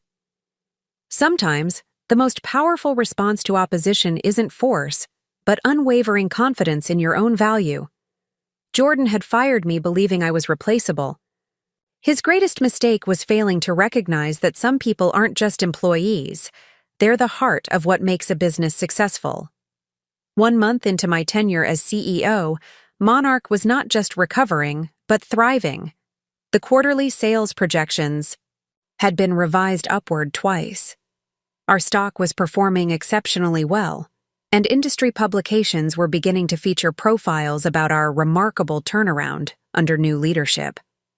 Despite Jordan's retreat and Morgan Brothers' shift to seeking partnerships rather than acquisition, I remained cautious. Experience had taught me that corporate threats rarely disappear completely. They simply transform and re-emerge in different forms. "You're being paranoid," Owen commented one evening as we reviewed the monthly performance metrics in my office. "Jordan's backed down, Morgan Brothers has moved on, and the company is performing better than ever. You've won." I smiled slightly. In business, victory is never permanent. It's simply a momentary advantage that requires constant vigilance to maintain. Owen chuckled. "You sound like me 20 years ago." "I'll take that as a compliment," I replied, closing the report we'd been reviewing. "Which reminds me, I've been meaning to ask about something. When Jordan first fired me, you mentioned a clause in my contract that you had personally insisted on after the last acquisition disaster. What were you referring to?" Owen's expression grew more serious. "That was before your time. About 12 years ago, Monarch nearly merged with Lux Holdings, a conglomerate similar to Morgan Brothers, though smaller. We'd grown quickly but needed capital for expansion. Their CEO, Alexander Reed, seemed to understand our vision, promised operational independence post-merger. "I'm guessing it didn't go as planned," I prompted when he paused. "Not even close." The moment the ink dried on the preliminary agreement, Reed began systematically removing our key people, replacing them with his own team. By the time I realized what was happening, we'd lost critical client relationships and brand positioning. It took every ounce of legal leverage and financial resources I had to extract Monarch from that disaster. "And that's why you created the client protection clause." "In my contract," I surmised. Owen nodded. "After rebuilding from the Lux debacle, I recognized that certain relationships were too valuable to risk in corporate power plays. When you demonstrated your exceptional ability with client development, I made sure your contract included safeguards that would prevent history from repeating itself." "Thank you for that foresight," I said sincerely. "Without that clause, Jordan's plan might have succeeded." "Jordan," Owen sighed heavily. "I still struggle to understand how my son could have made such catastrophic misjudgments. I considered my words carefully. People often mistake inheritance for qualification. Jordan grew up watching you build Monarch, but watching isn't the same as doing. He saw the prestige and authority of your position without fully appreciating the expertise and relationships that earned it." Owen nodded slowly. A harsh but accurate assessment. After he left, I remained in my office, contemplating our conversation. The parallels between the Lux Holdings situation and Morgan Brothers' attempt were striking and concerning. If Owen had nearly lost Monarch to a similar strategy 12 years ago, despite his experience and controlling interest, we needed stronger protections against future attempts. The next morning, I called Michael Barrett to my office. "I need you to build a case," I told him without preamble. "Not for current litigation, but as preventative documentation against future threats." Michael raised an eyebrow. "You're still concerned about Morgan Brothers?" "Morgan Brothers, other potential acquirers, even Jordan if he decides to try again from a different angle, I clarified. I want comprehensive documentation of the events surrounding my termination and reinstatement, the unauthorized negotiations with Morgan Brothers, and the subsequent performance improvements under my leadership. I outlined exactly what I wanted: sworn statements from key witnesses, financial records showing the client exodus after my termination and recovery after my return, emails and communications revealing Jordan's coordination with Morgan Brothers, and detailed performance comparisons between his brief leadership and mine. This seems extremely thorough for a threat that appears to have subsided, Michael observed. Consider it insurance, I replied. If Jordan or Morgan Brothers ever attempt to challenge my leadership again, I want irrefutable evidence of both their previous misconduct and my value to Monarch. Michael nodded, understanding dawning in his expression. You're building a case not just against past actions, but against potential future challenges. Precisely. In business, as in chess, the best players think several moves ahead. Over the next 2 weeks, Michael and his team quietly compiled the documentation I'd requested. Laurel assisted by organizing key communications and meeting notes from the critical period. Kent provided detailed client feedback and sales data demonstrating the direct correlation between my leadership and Monarch's revenue performance. The resulting file was comprehensive and damning, a meticulous record of Jordan's failed leadership, his coordination with Morgan Brothers to sell the company against Owen's wishes, and the concrete value I had brought to Monarch throughout my tenure. When Michael presented the completed documentation, bound in a discreet black portfolio, I didn't immediately file it away. Instead, I reviewed it thoroughly, ensuring every assertion was backed by concrete evidence, every claim supported by verifiable data. This is exceptional work, I told Michael after finishing my review. Exactly what I needed.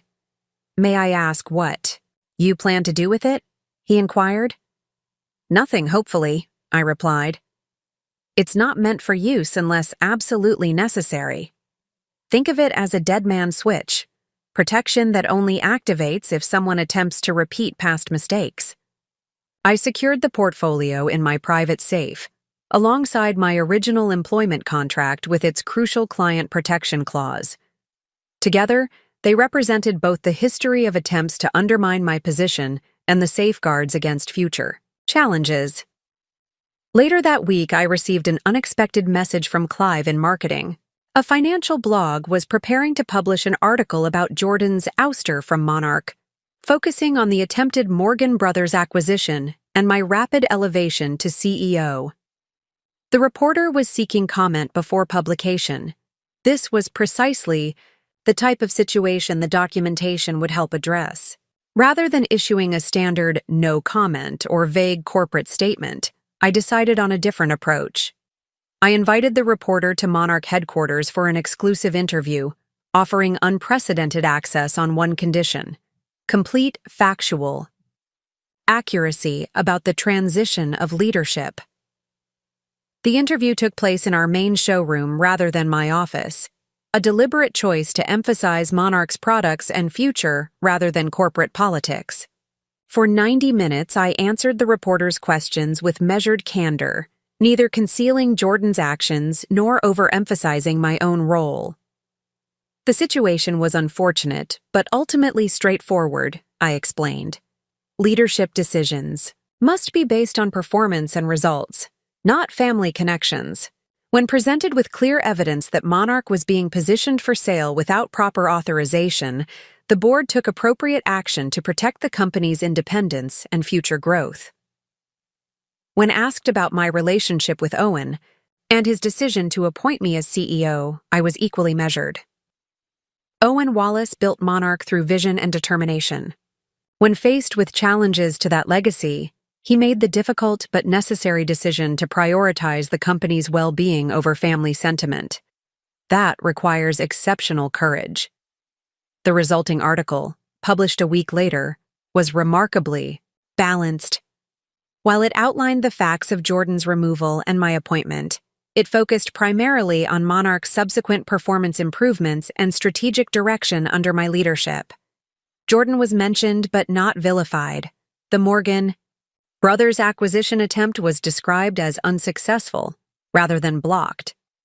Most importantly, the article established a public record of events that aligned with our documented evidence, a narrative that would be difficult for Jordan or Morgan Brothers to challenge later without contradicting already published accounts. Building. This case wasn't about retaliation or dwelling on past conflicts. It was about protecting Monarch's future by ensuring that those who had once threatened its independence couldn't easily do so again. The strongest defense isn't always found in confrontation, but in careful preparation and strategic foresight. After all, as I had learned from my own experience, sometimes the most significant threats come not from obvious enemies, but from those who underestimate your value until it's too late for them to reclaim what they've lost. 6 months into my role as CEO, Monarch was preparing for our semi-annual board meeting, my first formal presentation of complete quarterly results since taking the position. The numbers were exceptional. Sales up 28% year-over-year, client retention at an all-time high of 97%, and 3 new showrooms opened in strategic markets. The evening before the board meeting, I received an unexpected call from Owen. Jordan reached out to me, he said without preamble. He wants to attend tomorrow's board meeting. I paused, considering the implications. He's still a shareholder. Technically, he has the right. Yes, but after everything that's happened, I wanted to discuss it with you first. The fact that Owen was consulting me about his own son spoke volumes about how our relationship had evolved. What do you think he wants? I asked. Owen sighed. He claims he just wants to see the quarterly results firsthand. But knowing Jordan, there's more to it. I considered our options carefully. Blocking Jordan from the meeting might create unnecessary drama and give him grounds to claim he was being unfairly excluded from company information. Allowing him to attend would be uncomfortable, but might actually strengthen our position if the results were as strong as we knew them to be. Let him come, I decided. The numbers speak for themselves. This could be the moment of truth he needs. The following morning, the boardroom was prepared for our presentation. Financial reports were distributed, projections displayed on screens, and coffee served as board members arrived one by one. Jordan entered last, dressed immaculately in a suit that suggested he was there on business, not just as an observer. He nodded stiffly to his father, but avoided eye contact with me as he took a seat at the far end of the table. As CEO, it was my responsibility to lead the presentation. For 90 minutes, I walked the board through our performance metrics, strategic initiatives, and growth projections. The data was unambiguous. Monarch was performing at unprecedented levels under my leadership, with every key indicator showing significant improvement since Jordan's departure. Throughout the presentation, I maintained a strictly professional tone, focusing on results rather than personalities. I never mentioned Jordan by name or compared my leadership to his directly. I didn't need to. The contrast was evident in every graph and spreadsheet. When I opened the floor for questions, most board members focused on forward-looking inquiries about expansion plans and revenue projections. Then Jordan raised his hand, the eye. Room fell silent as I acknowledged him with a simple, "Yes, Jordan?" "These results are impressive," he admitted, his voice carefully controlled. "But I'm curious. What do you attribute this performance to specifically? What changed?" It was the moment of truth, a direct invitation to either criticize his leadership or claim personal credit for Monarch's success.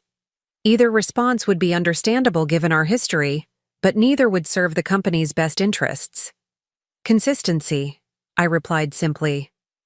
Monarch has always had the foundation for excellence, exceptional products, talented people, and valuable client relationships.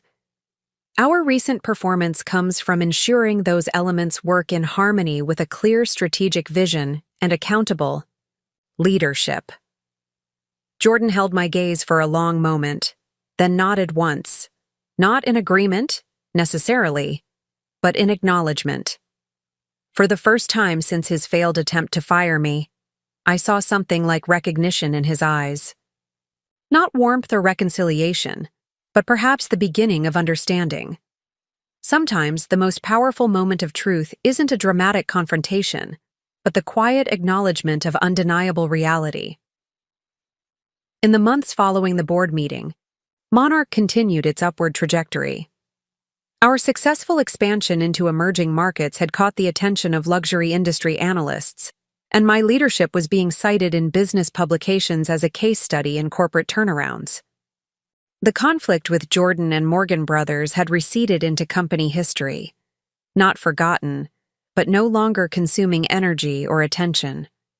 We were focused on the future, not the past. Then, almost exactly 1 year after Jordan had fired me, something unexpected happened.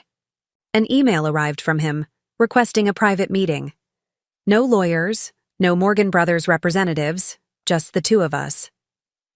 I deliberated briefly before agreeing. Whatever Jordan wanted to discuss, I was secure enough in my position now to hear him out. We met at a neutral location, a private dining room at the Meridian, an upscale restaurant equidistant from Monarch's headquarters and Jordan's new office. He had recently launched a small investment firm focused on tech startups, his first independent venture since leaving Monarch. When I arrived, Jordan was already seated, looking noticeably different from our last encounter. The brittle anger had faded from his expression, replaced by something more subdued and reflective. "Thank you for meeting me," he began after we'd ordered coffee. "I know you have every reason to refuse." "I'm curious about what you wanted to discuss," I replied simply. He nodded, collecting his thoughts before continuing. "A year ago, I made the worst decision of my professional life when I fired you. I was wrong, not just strategically, but ethically." The directness of his statement caught me by surprise. This wasn't what I had expected. "I convinced myself I was acting in Monarch's best interests," he continued. "That Morgan Brothers' offer represented the optimal path forward, that your opposition was about protecting your position rather than the company. I was wrong on every count." "Why tell me this now?" I asked. "Because acknowledging mistakes publicly is part of learning from them," he replied. "My father taught me that, though I didn't appreciate the lesson until recently." He placed a formal letter on the table between us. "This is my resignation from Monarch's shareholder position. I'm selling my shares, not to Morgan Brothers or any competitor, but back to the company at fair market value. I've already discussed the arrangement with my father and the board's finance committee." I studied him carefully. "You could hold those shares indefinitely. They're valuable and becoming more so. They're also a constant reminder of my failure," he said candidly. "And more practically, I need the capital for my new venture. A clean break is best for everyone." The Jordan sitting across from me was markedly different from the entitled, defensive man who had threatened legal action a year earlier. This wasn't about reconciliation, too much had happened for that, but it was about recognition, and in its way, justice. "I appreciate your directness," I said finally, "and I wish you success with your new company. There's one more thing," he added as we prepared to leave. "The Daniels account. Their anniversary purchase last year became our largest single sale in company history."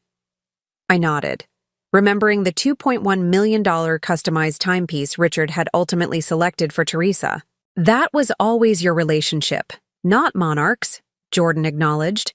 "I never understood the difference until I watched clients follow you despite the Monarch name remaining behind. That was educational. Sometimes justice isn't found in punishment or retribution, but in the simple acknowledgement of truth." Jordan had fired me believing I was replaceable. The consequences of that miscalculation had transformed both our lives, elevating me to CEO while forcing him to rebuild his career from scratch. As we parted ways, there was no animosity, No lingering resentment. Just the quiet recognition that actions have consequences, and sometimes those consequences become the justice that was needed all along. 2 years to the day after Jordan fired me, I stood in Monarch's newest flagship location, a stunning 3-story showcase in the heart of San Francisco. The expansion represented everything we had accomplished since that pivotal moment when a simple termination set in motion events that transformed both Monarch and my own life. As I watched clients and industry representatives mingle during our grand opening, Laurel appeared at my side, tablet in hand as always. "Final numbers from Q4, she said, displaying the quarterly results we would be announcing the following week. "Another record-breaking period. The board is going to be very happy." I smiled, scanning the impressive figures. Under my leadership, Monarch had nearly tripled in value, expanded to 12 locations globally, and established itself as the premier luxury timepiece retailer in North America. The $245 million that Morgan Brothers had offered now seemed almost laughably inadequate compared to our current valuation. "Have you seen the Wall Street Journal profile?" Laurel asked, switching screens to show me the business section. "They're calling you luxury retail's turnaround specialist." The photo turned out well. I skimmed the article, noting how it highlighted our growth metrics and strategic innovations without dwelling on the dramatic circumstances of my appointment. The past was becoming exactly what it should be: context rather than focus. "Owen's looking for you," Laurel added. "I think he wants to make the toast soon." I nodded, scanning the room for our chairman emeritus. At 70, Owen had fully embraced his reduced role, focusing on mentorship and industry relationships while I handled day-to-day operations. Our partnership had evolved into something neither of us could have anticipated, but that served Monarch perfectly.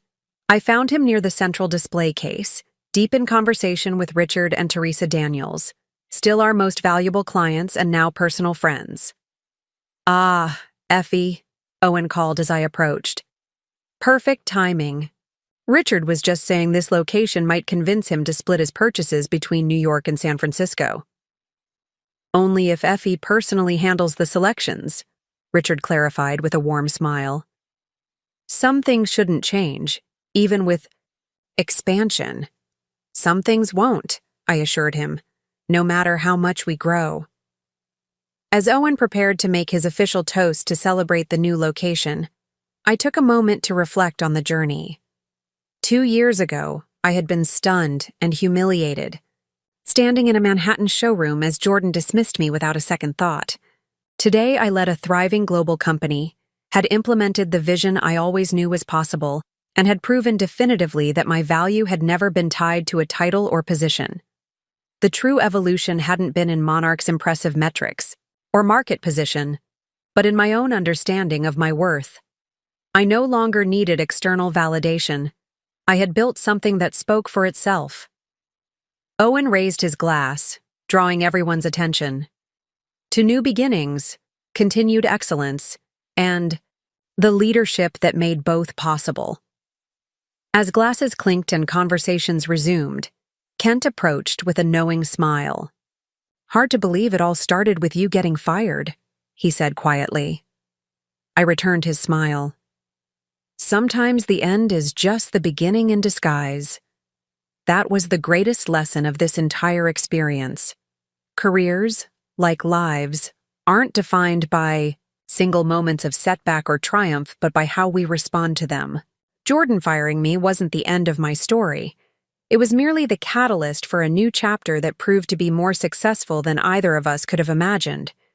Sometimes, when someone underestimates your value, they give you the perfect opportunity to demonstrate just how wrong they were, and there's no sweeter success than that. Up next, you've got 2 more standout stories right on your screen. If this one hit the mark, you won't want to pass these up. Just click and check them out. And don't forget to subscribe and turn on the notification bell so you don't miss any upload from us.